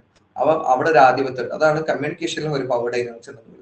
പിന്നെയാണ് conflict resolution. It explores how effective communication can mitigate conflicts and facilitate diplomatic negotiation, emphasizing the importance of dialogue, mediation and diplomacy in international relations. Okay, ഞാൻ നിങ്ങളോട് ഇപ്പൊ റെലവെന്റ് ആയ ഒരു ചോദ്യം ചോദിക്കുകയാണ്. ഇപ്പം ഇതുമായിട്ട് ബന്ധപ്പെട്ടല്ല, കോൺഫ്ലിക്ട് റെസൊല്യൂഷനെ കണ്ടപ്പോൾ പെട്ടെന്നൊരു ചോദ്യം ചോദിക്കാന്ന് വെച്ചതാണ്. 4 പേരുണ്ട് ക്ലാസ്. ഓക്കെ, നമ്മുടെ ഇപ്പം ഇറാൻ ഈ വാറിൽ മീഡിയേഷൻ നടക്കുന്നത്, ഇറാൻ ഇസ്രായേൽ US വാറിൽ മീഡിയേഷൻ നടക്കുന്നത് ഏത് രാജ്യത്താണ്? ഒരു ചോദ്യം ചോദിക്കുകയാണ്. കോൺഫ്ലിക്ട് റെസൊല്യൂഷൻ കണ്ടപ്പോൾ ഞാൻ പെട്ടെന്ന് പറഞ്ഞു, ഏത് രാജ്യത്താണ്, ഏത് സ്ഥലത്താണെന്നും കൂടെ പറ്റുമെങ്കിൽ പറയാം. ഇപ്പം ഇറാൻ ആരും ഗൂഗിൾ നോക്ക്, ഇപ്പം ഇറാൻ ഈ പറയുന്ന ഈ വാർ, ഇപ്പം നടക്കുന്ന വാറിൽ മീഡിയേഷൻ നടക്കുന്നത് ഏത് രാജ്യത്ത് വെച്ചാണ്?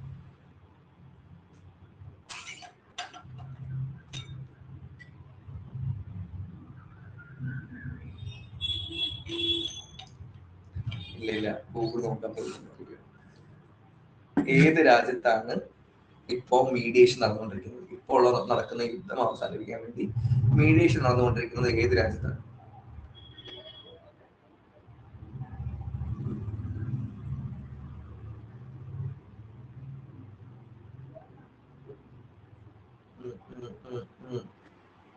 ഇങ്ങനെ ആയാൽ പറ്റില്ല കേട്ടോ. നിങ്ങള് നാഷണൽ റിലേഷൻസ് പഠിക്കുമ്പോൾ നിങ്ങൾ കുറച്ചും കൂടെ അപ്ഡേറ്റഡ് ആയിരിക്കും. എന്റെ അടുത്ത് പെട്ടെന്ന് ഇതിനെ കുറിച്ച് എല്ലാം എന്ന് ചോദിച്ചാൽ ഞാൻ പറയാൻ പറ്റില്ല. പക്ഷെ ഇത് ഇപ്പം ഇലക്ഷന്റെ വാർത്ത മാത്രം ഓടുന്നുള്ള ഒരു പ്രശ്നമാണ്. നിങ്ങൾ ജസ്റ്റ് ഒന്ന് ഗൂഗിൾ ചെയ്ത് നോക്കുക. പാകിസ്ഥാനിലാണ് കേട്ടോ നടക്കുന്നത്. പാകിസ്ഥാനിൽ ഇസ്ലാമാബാദിലാണ് ഇപ്പൊ യുദ്ധത്തിന് മീഡിയേഷൻ നടന്നുകൊണ്ടിരിക്കുന്നത്. പാകിസ്ഥാനാണ് മീഡിയേറ്റ് ചെയ്യുന്നത്. ഇന്ത്യക്ക് അതിന്റെ പേരിൽ ഒരുപാട് ക്രിറ്റിസിസം നേരിട്ടുകൊണ്ടിരിക്കുകയാണ്. കാരണം പാകിസ്ഥാനെക്കാട്ടി കൂടുതൽ ഇറാനിൽ സ്റ്റേക്ക് ഉള്ള രാജ്യം ആരാണ്? ഇന്ത്യയാണ്. കാരണം നമ്മൾ ചഹബാൻ റോഡിനെ കുറിച്ചൊക്കെ പറഞ്ഞിട്ടുണ്ട്. അവിടെ ഇന്ത്യ നടത്തുന്ന ഇൻഫ്രാസ്ട്രക്ചർ ഡെവലപ്മെന്റിനെ കുറിച്ച് നമ്മൾ പഠിച്ചിട്ടുണ്ട്. എന്നിട്ടും ഇന്ത്യ മീഡിയേഷൻ നിന്നില്ല, പാകിസ്ഥാനാണ് മീഡിയേഷൻ ഏറ്റെടുത്തത്. അതിന്റെ പേരിൽ ഇന്ത്യക്ക് ഇപ്പോൾ ഇവിടെ ക്രിറ്റിസിസം കിട്ടുന്നുണ്ട്. ഓക്കെ, ഇന്ത്യയുടെ ഫോറിൻ പോളിസിക്ക്. അപ്പൊ പാകിസ്ഥാനിലെ ഇസ്ലാമാബാദിലാണ് മീഡിയേഷൻ നടന്നുകൊണ്ടിരിക്കുന്നത്. ഓക്കെ, നെഗോസിയേഷൻ രാജ്യങ്ങൾ തമ്മിൽ നടന്നുകൊണ്ടിരിക്കുന്നത്. സക്സസ് ആവും എന്നൊക്കെ പറയുന്നുണ്ട്. കാണാം, ട്രംപ് ഇരിക്കുന്ന കാലത്ത് നമുക്കൊന്നും പറയാൻ പറ്റില്ല. Media and technology.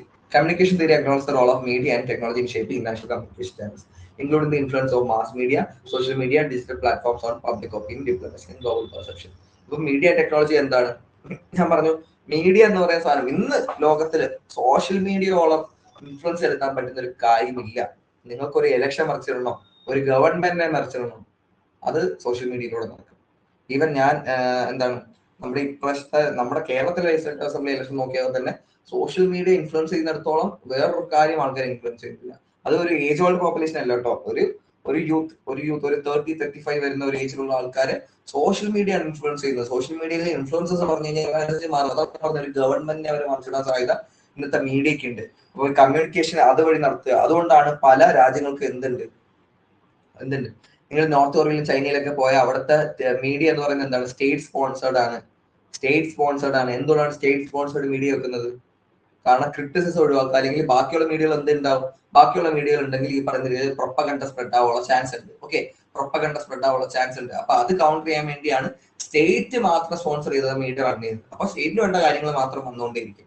ഓട്ടോക്രസിയിൽ അതൊക്കെ നടക്കും, ഡെമോക്രസിയിൽ നടക്കില്ല. ഓക്കെ, ഓട്ടോക്രസിയിൽ നടക്കും. അപ്പൊ അങ്ങനത്തെ കാര്യങ്ങൾ വന്നുകൊണ്ടിരിക്കുന്നത്. അപ്പൊ മീഡിയ എന്ന് പറയുന്നത്, ടെക്നോളജി എന്ന് പറയുന്നതൊക്കെ വളരെ ഇമ്പോർട്ടന്റ് ആണ്. അപ്പൊ ഇതിനകത്ത് കുറച്ച് പ്രൊപ്പോണൻസ് ഉണ്ട്, അവരുടെ പേരുകൾ നോക്കി വെക്കുക. ജസ്റ്റ് ഇതൊന്ന് മനസ്സിലാക്കി വെച്ചാൽ മതി. ഹെറോൾഡ് ഡി ലാസ്വെല്, ഡാനിയൽ ലേണർ ഒക്കെ എന്താണ് ഈ പറയുന്ന കമ്മ്യൂണിക്കേഷൻ തിയറിയുടെ മെയിൻ പ്രൊപ്പോണൻസ് ആണ്. ഓക്കെ, എബോർട്ട് റോജേഴ്സ് ഉണ്ട്, ജോസഫ് നീ ഉണ്ട്. ഞാൻ പറഞ്ഞു പേര് നോക്കി നിങ്ങൾ പഠിക്കുമ്പോൾ ജസ്റ്റ് ഒന്ന് വായിച്ചു വെച്ചാൽ മതി കേട്ടോ. നമ്മൾ ഇത്രയും പറഞ്ഞ കാര്യങ്ങളൊക്കെ തന്നെയാണ് ഞാൻ പറഞ്ഞു. എല്ലാ തിയറിയുടെയും കുറച്ച് ആൾക്കാർ പറഞ്ഞിട്ടുണ്ട്. ഇതൊക്കെ നിങ്ങൾക്ക് ഇതായിട്ട് ചോദിച്ചിട്ടുണ്ട്. ഓക്കെ, ഇനി ഒരു പക്ഷേ നിങ്ങൾക്ക് ഇത് മാത്സ് ഫോളോയിങ് ആയിട്ടായിരിക്കും ചോദിക്കുക കൂടുതൽ. അപ്പം നിങ്ങൾ കേൾക്കാത്ത ഒരു പേരിൽ ഒരാളുടെ പേര് കണ്ടാൽ നിങ്ങൾ പേടിക്കേണ്ട. ബാക്കി 2 എണ്ണമെങ്കിലും നമ്മളിപ്പോൾ പഠിച്ചായിരിക്കും. ഓക്കെ, 2 എണ്ണമെങ്കിലും നമ്മളിപ്പോൾ പഠിച്ച ആളുടെ ഒരു സ്കോളറിന്റെ പേരായിരിക്കും. പേരുകൾ മാത്രം, പേരുകൾ ഏത് തിയറി ആയിട്ടാണ് അവർ അസോസിയേറ്റ് ചെയ്യുന്നത് നിങ്ങൾ നോക്കി വെക്കുക. നിങ്ങൾ ഭയങ്കര ഡീപ്പായിട്ട് നോക്കാൻ നിൽക്കണ്ട. ഇനി ഇത് ക്യാരക്ടറിസ്റ്റിക്സ് ഓഫ് കമ്മ്യൂണിക്കേഷൻ തിയറി നമ്മൾ നോക്കിയത് തന്നെയാണ്. അതാണ് ഞാൻ അധികം ഡീറ്റെയിലേക്ക് പോകുന്നില്ല. നിങ്ങൾ ജസ്റ്റ് വായിച്ചു വെച്ചാൽ മതി. ഓക്കെ, കമ്മ്യൂണിക്കേഷൻ തിയറി എന്താണെന്ന് മനസ്സിലായി കാണും. Okay,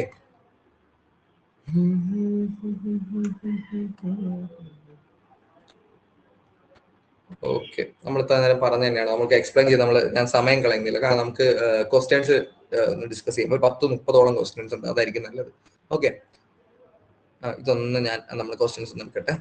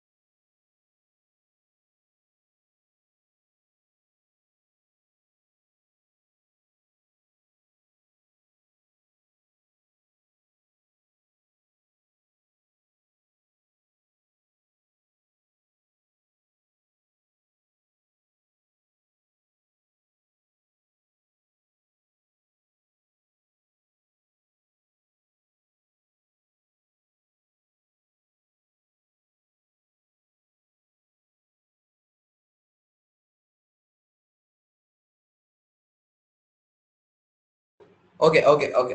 But politics are struggle for power as a psychological relation between those who exercise it over whom is exercised by module 1 previous year question ആണ് നോക്കുന്നത്. അപ്പൊ നിങ്ങൾ നോക്കുക, politics and struggle for power എന്നൊരു word ഞാൻ നോക്കുക. ഞാൻ പറഞ്ഞ കോഡ്സ് ഒക്കെ നിങ്ങൾ തന്നെ നോക്കണം. പിന്നെ ഇതിനകത്ത് ബേസിക്കലി നിങ്ങൾ മനസ്സിലാക്കേണ്ടത് ചില കോഡ്സ് ഞാൻ പറഞ്ഞു. നമ്മൾ സോഫ്റ്റ് പവറിനെ കുറിച്ചൊക്കെ പറയുമ്പോൾ ജോസഫ് യുടെ പേര് ഓർത്തണം എന്ന് ഞാൻ പറഞ്ഞു. അതാണ് politics and struggle for power. ഇത് ആരായിരിക്കും ഒന്ന് ഗസ് അടിക്കുക. OMR ഷീറ്റ് എന്ന് പറയുന്ന ഒരു ഗെയിമാണ്. നമ്മൾ നേരത്തെ ഗെയിം തിയറി പഠിച്ച പോലെ നമ്മളെല്ലാം എന്താണ്, ആക്ടേഴ്സ് ആണ്. ആ ആക്ടേഴ്സ് എന്ത് ചെയ്യുന്നു, നമ്മൾ സ്ട്രാറ്റജീസ് മെനഞ്ഞെടുത്തിട്ട് ചില സെന്റൻസിൽ നോക്കിയിട്ട് കുറച്ച് ഒരു ഹിന്റ് ഒക്കെ ഒപ്പിച്ചിട്ട് ആൻസേഴ്സ് കൊടുക്കണം. ഓക്കെ, ഉത്തരം പറയൂ, പെട്ടെന്ന് പറയൂ, ചുമ്മാ ഗസ് അടിക്കണോ? ആരെങ്കിലും ഒരു ഗസ് അടിക്കുക. ബി കറക്റ്റ് ആണ്, ഹാൻസെ മോഗന്തിയോ ആണ്. നമ്മൾ പഠിച്ചിരുന്നു politics are struggle for power. Politics are struggle for power എന്ന് പറഞ്ഞ ആരാണ്?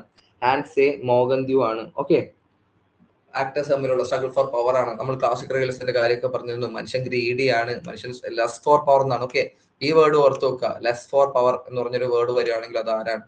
ഹാൻസെ മോർഗന്തിയോ ആണ്. Okay, lust for power maximise ചെയ്യാൻ വേണ്ടി മാത്രമാണ് നമ്മൾ ഈ പരിപാടിയൊക്കെ ചെയ്യുന്നത് എന്നാണ് എന്ത് പറയുന്നത്, Hans Morgenthau. Author of politics of nations ആരാണ്? എന്ന് പറയട്ടെ, പൊളിറ്റിക്സ് ഓഫ് നേഷൻസ് ആരാണ്?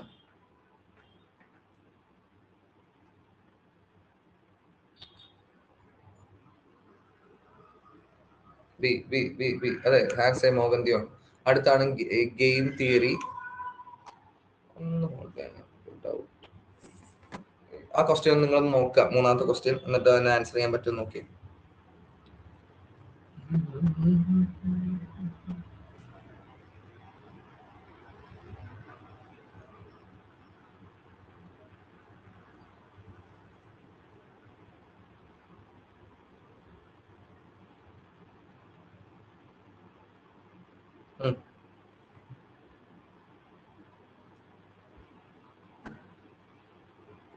പറയൂ.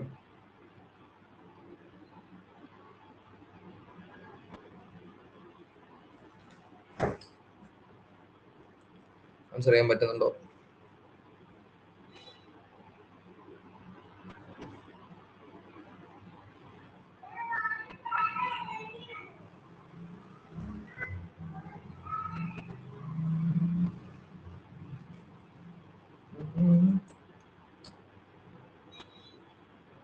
സി സി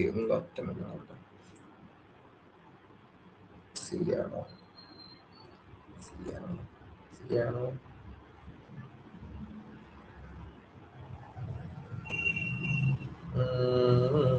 സി അല്ലല്ലോ. ഗെയിം തിയറി ആരാണ്? Game theory Oscar Morgan Stern ആണ് ഗെയിം തിയറി. നമ്മൾ ഇത് നിങ്ങൾ ഞാൻ പെട്ടെന്ന് പറഞ്ഞു, നിങ്ങൾ നമ്മളിപ്പോ നോക്കിയല്ലോ, അപ്പൊ നിങ്ങൾക്ക് ചിലപ്പോൾ അത്രയൊന്നുമില്ല. ഓക്കെ, ഡിപ്പെൻഡൻസി തിയറി ആരാണ്? ഡിപ്പെൻഡൻസി തിയറി ആൻഡ്രേ നാട്ടോ അർദ്ധം കൊടുത്തേക്കുന്നത് ആൻഡ്രേ ഗുണ്ടർ ഫ്രാങ്ക് ആണ്. ഓക്കെ, 5 പേരാണ്. പിന്നെ ഡിസിഷൻ മേക്കിംഗ് തിയറി ആരാണ്? Decision making theory Richard Snyder ആണ്. ഓക്കെ, അപ്പൊ ഇത്രയും കിട്ടുമ്പോൾ തന്നെ നിങ്ങൾക്കുള്ള ഉത്തരം കിട്ടി. കമ്മ്യൂണിക്കേഷൻ തിയറി ആരാണ്? കമ്മ്യൂണിക്കേഷൻ തിയറിയിൽ കാൾ ഡിവിഷൻ. നമ്മൾ കമ്മ്യൂണിക്കേഷൻ തിയറിയിൽ കാൾ ഡിവിഷന്റെ പേര് പറഞ്ഞിട്ടില്ല, പക്ഷെ കമ്മ്യൂണിക്കേഷൻ തിയറിയിൽ കാൾ ഡിവിഷൻ ഉണ്ട്. അപ്പൊ ഏതാണ് ഉത്തരം? A1, B2, C3, D4, D ആണ് ട്ടോ ഉത്തരം. അപ്പൊ ഡി ആണ് ട്ടോ ഉത്തരം. ഓക്കെ, കമ്മ്യൂണിക്കേഷൻ തിയറിയിൽ Karl division. Which one of the following is not among the 3 main characteristics of decision making as asserted by Richard Snyder? Okay, ഇത് നമ്മള് ഒരു എന്താണ്, നമ്മൾ മൊത്തത്തിൽ ഇതിന്റെ ക്യാരക്ടറിസ്റ്റിക്സ് പറഞ്ഞപ്പോ നമ്മൾ പറഞ്ഞൊരു കാര്യമായിരിക്കും. ഓക്കെ, റിച്ചാർഡ് സ്നൈഡർ അസേർട്ട് ചെയ്ത കാര്യം എന്ന് പറഞ്ഞാൽ നമ്മൾ പഠിച്ചിട്ടുണ്ടാവില്ല. അപ്പൊ ഇതിന്റെ മെയിൻ ക്യാരക്ടർ പറഞ്ഞാൽ സ്പിയർ ഓഫ് കോമ്പറ്റീഷനും കമ്മ്യൂണിക്കേഷൻ ഇൻഫർമേഷനും മോട്ടിവേഷനും ആണ് കേട്ടോ. ഓക്കെ, ലിറ്റിഗേഷൻ ഇതിനകത്ത് പെടാത്തൊരു കാര്യമാണ്. അപ്പം ഇതാണ് ഇതിന്റെ ഉത്തരം, ഡി ആണ് ഇതിന്റെ ഉത്തരം, ലിറ്റിഗേഷൻ ആണ് ഉത്തരം. ഓക്കെ, അപ്പം ഇതിന്റെ എക്സ്പ്ലനേഷനും ഞാൻ ഈ പറയുന്ന രീതിയിൽ ഇതിന്റെ ആൻസറിൽ കൊടുത്തിട്ടുണ്ടാവും. ഓക്കെ, പിന്നെ പ്രൊലറ്റേറിയൻ ഇന്റർനാഷണലിസം, Charles Kinder, political realism, Hans Morgan, commerce independence, hegemonic stability theory. ഇത് ഞാൻ പറഞ്ഞു പ്രൊലറ്റേറിയൻ ഇന്റർനാഷണലിസം. നിങ്ങൾ പ്രൊലറ്റേറിയനിസം ബൂർഷാസി എന്നൊക്കെ കേട്ടുകഴിഞ്ഞാൽ അപ്പൊ അവരെ മനസ്സിലാക്കുക അതെല്ലാം ഏതെങ്കിലും കമ്മ്യൂണിസ്റ്റ് നേതാവ് പറഞ്ഞു. ഓക്കെ, ലെനിന്റെ ആണ് പ്രൊലറ്റേറിയൻ ഇന്റർനാഷണലിസം. ഓക്കെ, ചാൾസ് കിൻഡൽബർഗിന്റെ കാര്യം നമ്മൾ പഠിച്ചാണ്. ഹെജമോണിക് സ്റ്റെബിലിറ്റി തിയറിയെ കുറിച്ച് നമ്മൾ പഠിച്ചാണ്. ചാൾസ് കിൻഡൽബർഗ് ഹെജമോണിക് സ്റ്റെബിലിറ്റി തിയറി എന്താണ്? അതായത് ഏതെങ്കിലും ഒരു ഹെജമൻ മാത്രമാണ് ലോകത്തിലുള്ളെങ്കിൽ, അല്ലെങ്കിൽ ലോകം യൂണിപോളാർ വേൾഡ് ആണെങ്കിൽ അവിടെ സ്റ്റെബിലിറ്റി ഉണ്ടാവും എന്നാണ് ഹെജമോണിക് സ്റ്റെബിലിറ്റി തിയറി പറയുന്നത്. കാരണം യൂണിപോളാർ ആകുമ്പോൾ അവിടെ എന്തില്ല, ബാക്കിയുള്ള രാജ്യങ്ങൾ ഈ റേസ് ഇല്ല. എല്ലാ രാജ്യങ്ങളും മൾട്ടിപോളർ ആവാൻ നോക്കുമ്പോൾ എന്താണ്, അവർ തമ്മിലൊരു റേസ് ആണ്. യൂണിപോളർ ആണെങ്കിൽ അതില്ല. അപ്പം ഹെജമോണിക് ആണെങ്കിൽ സ്റ്റെബിലിറ്റി ഉണ്ടാവും എന്നാണ് ആര് പറഞ്ഞ? ചാൾസ് കിൻഡൽബർഗ് പറഞ്ഞു. പിന്നെ പൊളിറ്റിക്കൽ റിയലിസം ആരാണ്? നമുക്ക് എല്ലാവർക്കും പറയുന്ന പോലെ ഹാൻസ് മോഗന്തിയാണ്. പിന്നെ കോംപ്ലക്സ് ഇന്റർഡിപെൻഡൻസ് നമ്മൾ പഠിച്ചാണ്, കോഹാൻ ആൻഡ് നെയ് ആണ്. ഓക്കെ, ജോസഫ് നെയും റോബർട്ട് കോഹാനും പറഞ്ഞ ഐഡിയ ആണ് കോംപ്ലക്സ് ഇന്റർഡിപെൻഡൻസ്. ഓക്കെ, അപ്പം കോംപ്ലക്സ് ഇന്റർഡിപെൻഡൻസ് എന്താണ്? അതൊരു കോപ്പ് മോഡൽ പോലത്തെ ഒരു മോഡലാണ്. അതായത് എല്ലാ മേഖലകളിലും ഇന്റർഡിപെൻഡന്റ് ആയിരിക്കുക എന്ന് പറയുന്നതാണ് കോംപ്ലക്സ് ഇന്റർഡിപെൻഡൻസ്. അങ്ങനെ നമ്മൾ ഇന്റർഡിപെൻഡന്റ് ആകുമ്പോൾ അവിടെ എന്തുണ്ടാവും, നമ്മൾ തമ്മിൽ ചെറിയ രീതിയിലുള്ള ലിഫ്റ്റ് ഉണ്ടായാലും ഈ ഇന്റർഡിപെൻഡൻസ് മൂലം അവിടെ ഈ പ്രശ്നം അങ്ങ് പരിഹരിച്ചു പോകും. ഞാൻ ഇന്ത്യയുടെയും ചൈനയുടെ എക്സാമ്പിൾ വെച്ച് പറഞ്ഞിരുന്നു. ഇന്ത്യയും ചൈന തമ്മിൽ ഒരുപാട് പ്രശ്നങ്ങളുണ്ട്, പക്ഷെ നമ്മൾ തമ്മിൽ എന്തുണ്ട്, ട്രേഡിൽ ഒരുപാട് തരത്തിലുള്ള കോംപ്ലക്സ് ഇന്റർഡിപെൻഡൻസ് നടക്കുന്നുണ്ട്. ട്രേഡ് മേഖലകളിൽ പല മേഖല, ട്രേഡിന്റെ പല ആസ്പെക്റ്റുകളും, ഫുഡ് ആയിക്കോട്ടെ, ഇലക്ട്രിക്സ് ആയിക്കോട്ടെ, ഇലക്ട്രോണിക്സ് ആയിക്കോട്ടെ, എന്തോ ആയിക്കോട്ടെ. അപ്പൊ അത് മൂലമൊക്കെയാണ് ഒരു രീതിയിലുള്ള കൈവിട്ട ഒരു കാര്യത്തിലേക്ക് ഇന്ത്യൻ ചൈനയിൽ പോവാത്തത്. ഓക്കെ, പിന്നെ സ്ട്രക്ചറൽ റിയലിസം ആരാണ്? സ്ട്രക്ചർ റിയലിസത്തിന് നമ്മൾ ഒരു തരത്തിൽ ഈ പറയുന്ന രീതിയിൽ എന്ത് പറയാറുണ്ട്?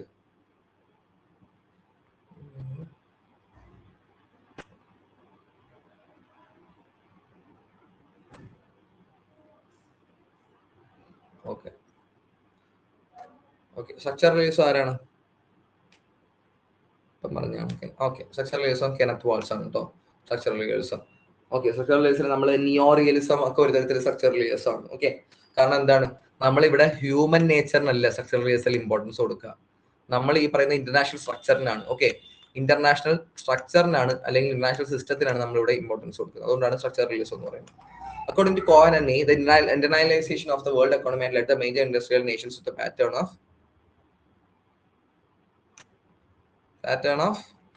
എന്താണ്? Dependence, complex dependence, complex interdependence ഏതാണ്? കൊഹാൻ ആൻഡ് നെയ് പറഞ്ഞ എന്താണ് എക്കണോമിക് സിസ്റ്റം? എന്താണ് കൊഹാൻ ആൻഡ് നെയ് പറഞ്ഞ? റോബർട്ട് കൊഹാൻ ആൻഡ് ജോസഫ് നെയ് പറഞ്ഞേക്കാം. ഇപ്പൊ പറഞ്ഞു വെച്ചേ ഉള്ളൂ നമ്മൾ.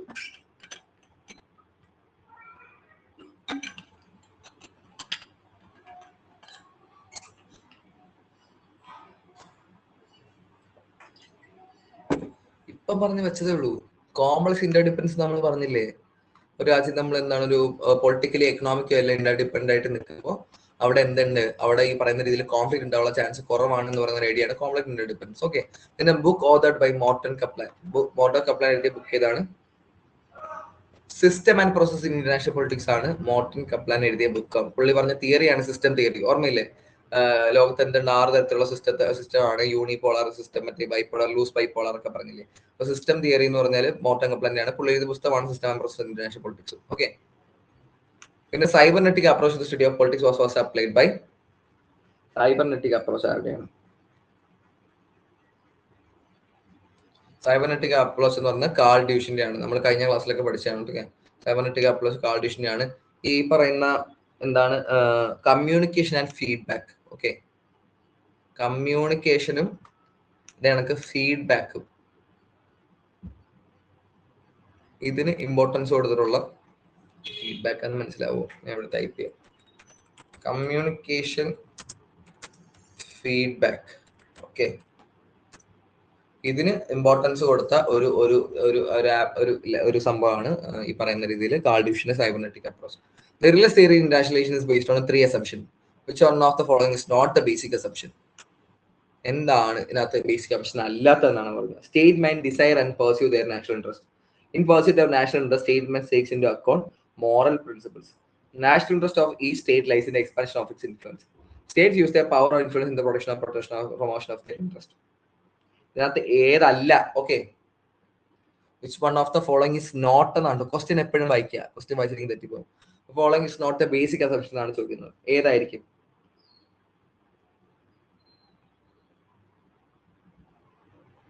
എന്താണ്, ഏതായിരിക്കും? Statement design pursue the national interest. എന്താണ്? ശരിയാണ്. Okay, national in pursue the national interest statement takes into account moral principles. ഇത് ശരിയാണോ? ബി ശരിയാണോ? ബി ശരിയാണോ?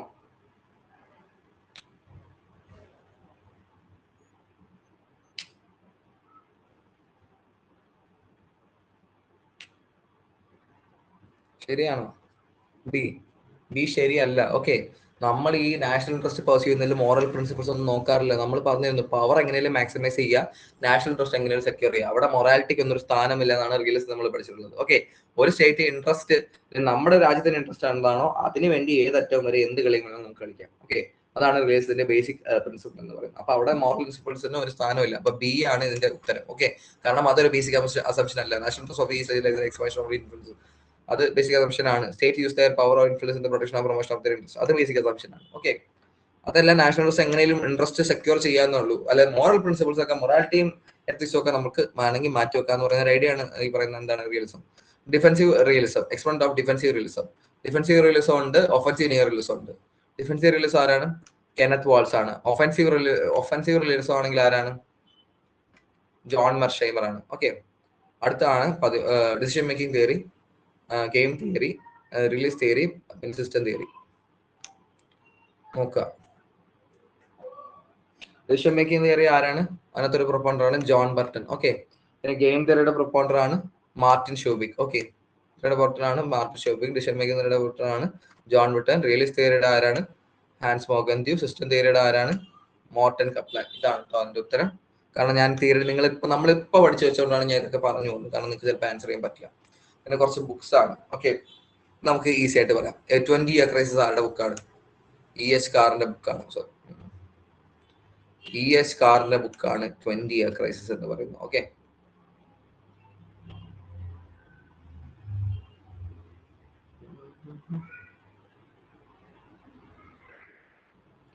ഇന്റർനാഷണൽ പൊളിറ്റിക്സ് ആരുടെ ബുക്കാണ്? KJ ഹോൾസ്റ്റിയുടെ ബുക്കാണ് ഇന്റർനാഷണൽ പൊളിറ്റിക്സ് എന്ന് പറയുന്നത്. അത് കണക്ക് ക്വിൻസി റൈറ്റിന്റെ ബുക്കാണ് സ്റ്റഡി ഓഫ് ഇന്റർനാഷണൽ റിലേഷൻസ്. ആരുടെ ബുക്കാണ്? ക്വിൻസി റൈറ്റിന്റെ ബുക്കാണ്. Theoretical aspects of international politics ആരുടെയാണ്? മഹേന്ദ്രകുമാറിനാണ്. ബുക്കിന് ഉള്ള ഒരു PDF ഞാൻ സെപ്പറേറ്റ് തരാം, ഓരോ മോഡ്യൂളിലെയും വെച്ചിട്ട് ബുക്ക് എഴുതിയ ആൾക്കാർ. പിന്നെ നമ്മൾ കുറെ കാര്യങ്ങൾ കഴിഞ്ഞ ES കാറിന്റെ 20 ഇയർ ക്രൈസിസ് ഒക്കെ നമ്മൾ ഡിസ്കസ് ചെയ്താണ്. ക്വിൻസി റൈറ്റിന്റെ സ്റ്റഡി ഓഫ് ഇന്റർനാഷണൽ റിലേഷൻസ് നമ്മൾ ഡിസ്കസ് ചെയ്തതാണ്. സത്യം പറഞ്ഞാൽ അത് രണ്ടും കിട്ടിയാൽ തന്നെ ഇതിനുള്ള ഉത്തരവ് അല്ല, നമ്മൾ ഇതെല്ലാം ഡിസ്കസ് ചെയ്തതാണ്.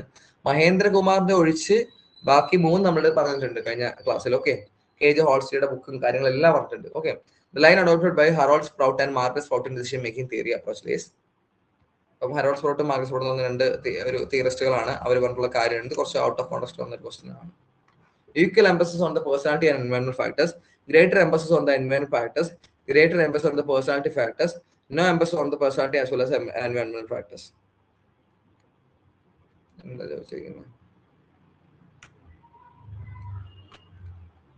അവർ അഡോപ്റ്റ് ചെയ്ത ലൈനാണ് ചോദിച്ചിരിക്കുന്നത്. അവർ ഡിസിഷൻ മേക്കിംഗ് തിയറിയെ കുറിച്ച് പറഞ്ഞു.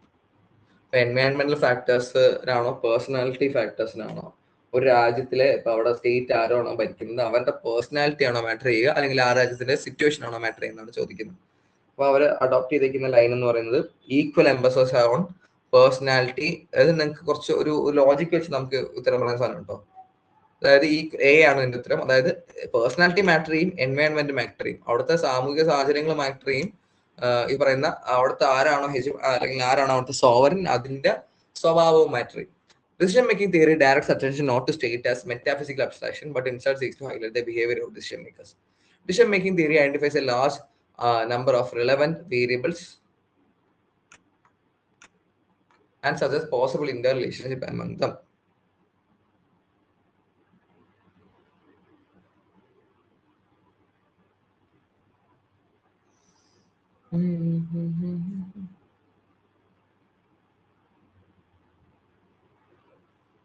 എന്താണ് ഇതിന്റെ ഉത്തരം എന്ന് പറഞ്ഞത് both A and R true ആണ്, കറക്റ്റ് എക്സ്പ്ലനേഷൻ ആണെന്നാണ്. ഡിസിഷൻ മേക്കിംഗ് പറയുന്നത്. ഇത് നിങ്ങൾ എന്നറിയൂ, ഇത് നിങ്ങൾക്ക് വായിച്ച് നിങ്ങൾ മനസ്സിലാക്കിയില്ലെങ്കിൽ നിങ്ങൾക്ക് ഈ ക്വസ്റ്റ്യൻ കുറച്ച് ബുദ്ധിമുട്ടായിരിക്കും. ഇങ്ങനത്തെ ക്വസ്റ്റ്യൻ അതാണ് ട്രഡീഷണൽ സെഷൻ ചോദ്യങ്ങളുടെ ഒരു പ്രശ്നം. തിയറട്ടിക്കൽ സാധനങ്ങൾ വായിച്ച് അത് ഒരു പ്രോപ്പർ തിയറട്ടിക്കൽ ഒരു ഡെഫിനേഷൻ ആയിരിക്കില്ല തരിക. ഓക്കെ, ഇതിനൊരു ഐഡിയ ആണ് പറഞ്ഞു വെക്കുന്നത്. ഓക്കെ,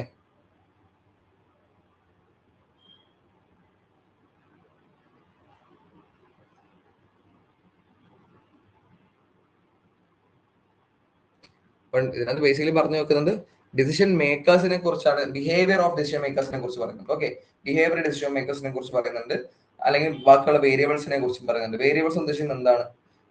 നമ്മൾ പറഞ്ഞ കാര്യം തന്നെ, നോൺ സ്റ്റേറ്റ് ആക്ടേഴ്സ് ഉണ്ടല്ലോ, വേരിയബിൾസ് ആണ്, ഇതിനെ ഡിസിഷൻ എടുക്കുന്നതിന് ബാധിക്കുന്ന കാര്യങ്ങളാണ്. അപ്പം ഇത് രണ്ടും ബാധിക്കുക എന്നതാണ് ഈ അസർഷൻ റീസൺ കൊണ്ട് ഉദ്ദേശിക്കുന്നത്. സത്യം പറഞ്ഞാൽ ഇത് രണ്ടും ബാധിക്കുന്ന കാര്യമാണ്. ഡിസിഷൻ മേക്കേഴ്സിന്റെ ബിഹേവിയർ അവരുടെ പേഴ്സണാലിറ്റിയും ഈ ഡിസിഷൻ മേക്കിംഗിൽ ബാധിക്കും.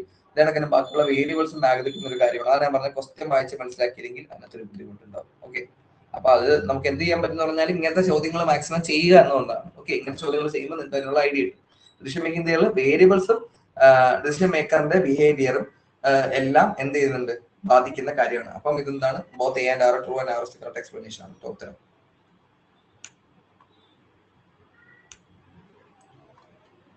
ഓക്കെ, അടുത്താണ് മാർക്സിയൻ തിയറി. എന്താണ് മാർക്സിയൻ തിയറി? ക്ലാസ് സ്ട്രഗിൾ ആണ്. പേ ഓഫ് എന്തുമായിട്ട് ബന്ധപ്പെട്ട് കിടക്കുന്നു? ഗെയിം തിയറിയായിട്ട് ബന്ധപ്പെട്ട് കിടക്കുന്നു. ഡിസിഷൻ മേക്കിംഗ് തിയറിയായിട്ട് എന്ത് ബന്ധപ്പെട്ട് കിടക്കുന്നു? ഇപ്പൊ നമ്മൾ നോക്കിയുള്ളൂ. ഡിസിഷൻ മേക്കിംഗ് തിയറിയായിട്ട് എൻവയോൺമെന്റ് ബന്ധപ്പെട്ട് കിടക്കുന്നു. ഓക്കെ, എൻവയോൺമെന്റ് ബന്ധപ്പെട്ട് കിടക്കുന്നു. റിയലിസം ആയിട്ട് എന്ത് ബന്ധപ്പെട്ട് കിടക്കുന്നു? പവർ ബന്ധപ്പെട്ട് കിടക്കുന്നു. ഓക്കെ, നമ്മളിപ്പോ എല്ലാം നോക്കിയതാണ്. ഇതൊക്കെ ഭയങ്കര സിമ്പിൾ ചോദ്യങ്ങളാണ്. നിങ്ങൾക്ക് 2-3 കിട്ടിയാൽ നിങ്ങൾക്ക് അതിനുള്ള ഉത്തരം കിട്ടും. ഇത് following is state centric approach to study of international issues. State centric approach ഏതാണ്? സ്റ്റേറ്റ് സെൻട്രിക് അപ്രോച്ച് ഏതായിരിക്കും? റിയലിസം ആണല്ലേ? റിയലിസം ആണ്. സ്റ്റേറ്റിന് എപ്പോഴും നാഷണൽ ഇൻട്രസ്റ്റിന് അല്ലെങ്കിൽ സ്റ്റേറ്റിന് എപ്പോഴും മുൻപും കൊടുത്തുള്ള സ്റ്റഡി എന്ന് പറഞ്ഞാൽ അത് റിയലിസം ആണ്. ഓക്കെ, സ്റ്റേറ്റിന് interest. Feedback process is associated with feedback process.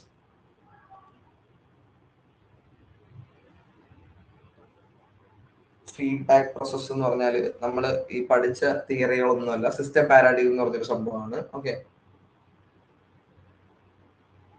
Feedback process കൊണ്ട് സിസ്റ്റം പാരാഡിഗം എന്ന് ഉദ്ദേശിക്കുന്നത് പറഞ്ഞാൽ ഫീഡ്ബാക്ക് കിട്ടുന്നതനുസരിച്ച് നമ്മൾ സിസ്റ്റത്തിൽ അതിൻ്റെതായ മാറ്റങ്ങൾ വരുത്തിക്കൊണ്ടിരിക്കും എന്നാണ് ഫീഡ്ബാക്ക് പ്രോസസ് കൊണ്ട് ഉദ്ദേശിക്കുന്നത്. ഓക്കെ, ഇപ്പൊ ഒരു ഇലക്ഷൻ കഴിഞ്ഞു കഴിഞ്ഞപ്പോഴത്തേക്കും നമ്മൾ എന്ത് ചെയ്തു? ഇലക്ഷൻ കഴിഞ്ഞ് കഴിഞ്ഞപ്പോഴത്തേക്കും പബ്ലിക് ഒപ്പീനിയൻ എന്താണോ അതിനനുസരിച്ചുള്ള ചെറിയ മാറ്റങ്ങൾ നമ്മൾ പോളിസിയിൽ വരുത്തുകയാണ്. അതൊക്കെ ഈ ഫീഡ്ബാക്ക് പ്രോസസ്സിന്റെ ഭാഗമാണ്. അപ്പൊ അത് പറഞ്ഞു നോക്കുന്നത് ഈ പറഞ്ഞ സിസ്റ്റം തിയറി നമുക്ക് പറയാം സിസ്റ്റം പാരാഡിഗം ആണ്. Okay, which one of the following statements is not associated with idealism? State is natural to man. Man and state are not antithetical. State is a means to an end. State is an ethical institution. ഇതിന്റെ ഉത്തരം എന്ന് പറഞ്ഞാൽ state is a means to end എന്നാണ്. Okay, നിങ്ങൾ idealism പഠിച്ചപ്പോൾ നമ്മൾ പഠിച്ചു പറഞ്ഞ കാര്യങ്ങളാണ് നിങ്ങൾ നോക്കുക. State is a means to end എന്ന് പറയുന്നത് എന്താണ്? നമ്മൾ ബാക്കിയുള്ള റിയലിസം പഠിക്കുന്ന പോലെ അല്ലെങ്കിൽ ഹോബീസിയൻ തിയറി ഒന്നും പഠിക്കുന്ന പോലെയല്ല. സ്റ്റേറ്റ് ഒരിക്കലും എൻഡിലേക്കുള്ള ഒരു കാര്യമല്ല എന്നാണ് പറഞ്ഞത്. ഓക്കെ, സ്റ്റേറ്റ് എന്ന് പറഞ്ഞാൽ നാച്ചുറൽ ആയ ഒരു എൻറ്റിറ്റി ആണ്. അതിനകത്ത് എന്തുണ്ട്, അത് പ്രോസ്പർ ചെയ്യാൻ വേണ്ടി നമുക്ക് ഉപയോഗിക്കാതാണ് ഐഡിയലിസ്റ്റ് പറയുന്നത്. ഓക്കെ, അത് മീൻസ് ടു ആൻ എൻഡ്, ഒരു അവസാനത്തിലേക്കുള്ള ഒരു കാര്യമായിട്ടുള്ള സ്റ്റേറ്റിനെ പറഞ്ഞു വെക്കുന്നത്. കാരണം ഇപ്പൊ എന്തെങ്കിലും പവർ സ്ട്രഗിളും കാര്യങ്ങളും കൊണ്ട് അവസാനിക്കുന്ന ഒരു കോൺഫ്ലിക്റ്റിൽ കൊണ്ട് അവസാനിക്കുന്ന ഒരു കാര്യമുള്ള സ്റ്റേറ്റ് എന്നാണ് പറഞ്ഞത്. State is a means to an end എന്നാണ് ഇതിന്റെ ഉത്തരം. കാരണം ഐഡിയലിസമായിട്ട് അസോസിയേറ്റ് ചെയ്തിട്ട് ഒരു സെന്റൻസ് ആണ്. Non member state disappear and align with super powers. എന്താണ്?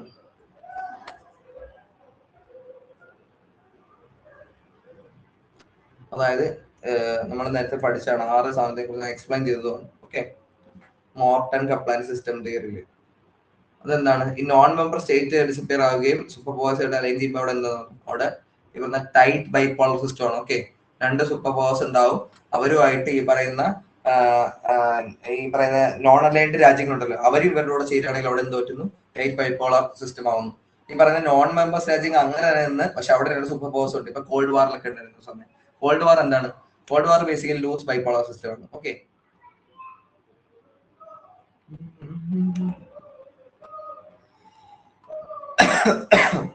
ഇത് ആക്ച്വലി ഇതിനകത്ത് വരുന്ന ഒരു ചോദ്യമല്ല, പിന്നെ ഞാൻ കൊടുത്തിട്ടുണ്ടെന്ന്. Okay, four debate international relations എന്ന് പറയുന്നത്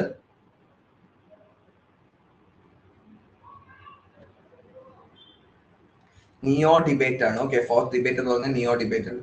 ഈ പറയുന്ന ബേസിക്കലി പോസിറ്റിവിസവും പോസ്റ്റ് പോസിറ്റിവിസവും തമ്മിൽ നമ്മൾ തിയറി പഠിക്കുമ്പോൾ ഞാൻ പറഞ്ഞുതരാം. പോസിറ്റിവിസവും പോസ്റ്റ് പോസിറ്റിവിസവും പോസിറ്റിവിസവും പോസ്റ്റ് പോസിറ്റിവിസവും തമ്മിലുള്ള ഒരു ഒരു ഒരു ഡിബേറ്റ് ആണ് ഫോർത്ത് ഡിബേറ്റ് ഇന്റർനാഷണൽ. അതായത് നമ്മൾ നിയോ ഡിബേറ്റ്, ഓക്കെ, ന്യൂ റൈസ് നടക്കുന്ന ഡിബേറ്റ് എന്ന് പറയാനുണ്ട്. ഇപ്പൊ നടന്നുകൊണ്ടിരിക്കുന്ന ഒരു നിയോ ഡിബേറ്റ് ആണ്.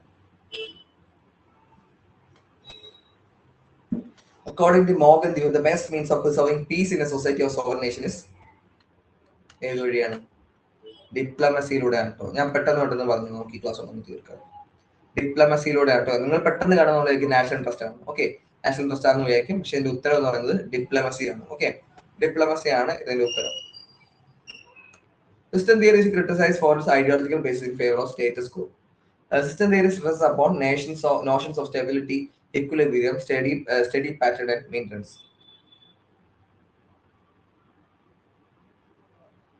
എന്താണ്?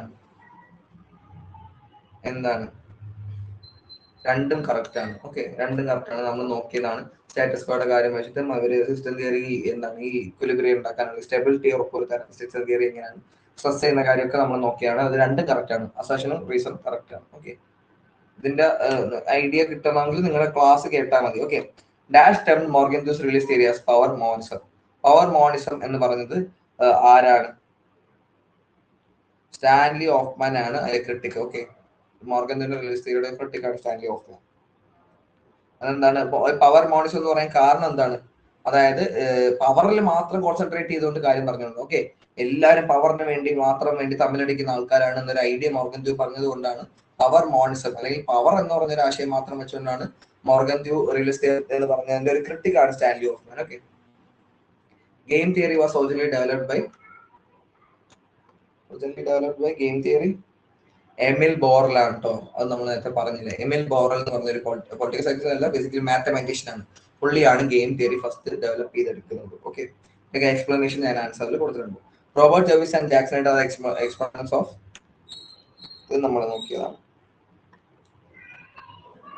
ഡിഫൻസീവ് നിയോറിയലിസത്തിന്റെ എക്സ്പോണൻസ് ആണ് ഈ പറയുന്ന റോബർട്ട് ജാർവിസും Jackson. Okay, Who among the following is not related to bargaining theory? Bargaining theory ആയിട്ട് ബന്ധപ്പെട്ട് കിടക്കാത്തതാര് എന്നാണ് ചോദിച്ചിരിക്കുന്നത്.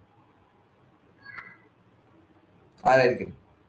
കെനത്ത് വാൾസ് ആണ്. ഓക്കെ, കെനത്ത് വാൾസ് എന്താണ്? കെനത്ത് വാൾസ് ഒരു സ്ട്രക്ചർ നിയോ റിയലിസത്തിന്റെ ഒരാളാണ് കെനത്ത് വാൾസ്. അതാണെങ്കിൽ ഡിഫൻസീവ് നിയോ റിയലിസത്തിന്റെ ഒരു പ്രൊപ്പോണന്റ് ആണ് കെനത്ത് വാൾസ്. ബാർഗൈനിങ് തിയറി ആയിട്ട് പുള്ളിക്ക് ബന്ധമുണ്ട്. ജെ.എഫ് നാഷൽ, തോമസ് ഷെല്ലിങ്ങും റോജർ ഫിഷറും ഒക്കെയാണ് ബാർഗൈനിങ് തിയറി ആയിട്ട് ബന്ധപ്പെട്ട് കിടക്കുന്നത്. National politics struggle for and use of power among nations. Who made this observation? ആരായിരിക്കും? സ്വാഭാവികമായിട്ടും പവർ among nations, പവർ സ്ട്രഗിളിനെ കുറിച്ചാണ് പറയുന്നത്. ഹാൻസ് എ മോർഗൻ ദ്യൂ ആണ്.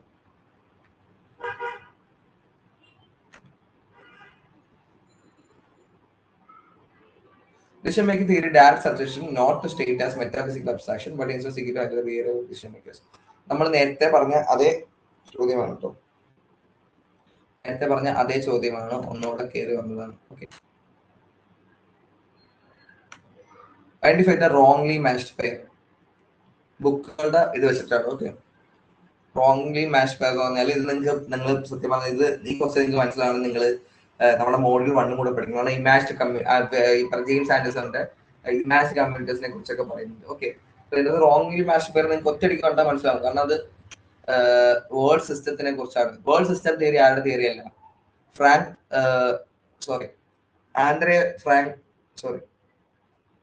Andre Gunder ഫ്രാങ്കിന്റെ.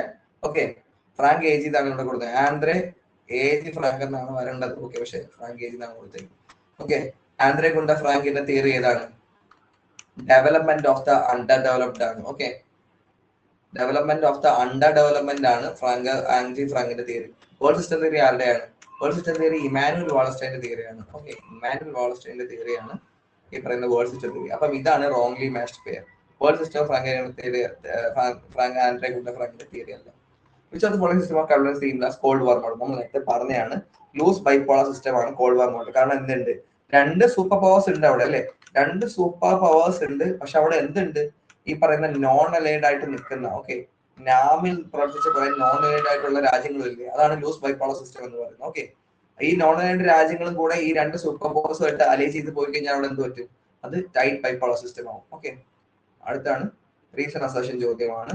According to Morgenthau's realism, a foreign policy based on any other consideration except international is bound to meet failure. Morgenthau does not precisely define national interest.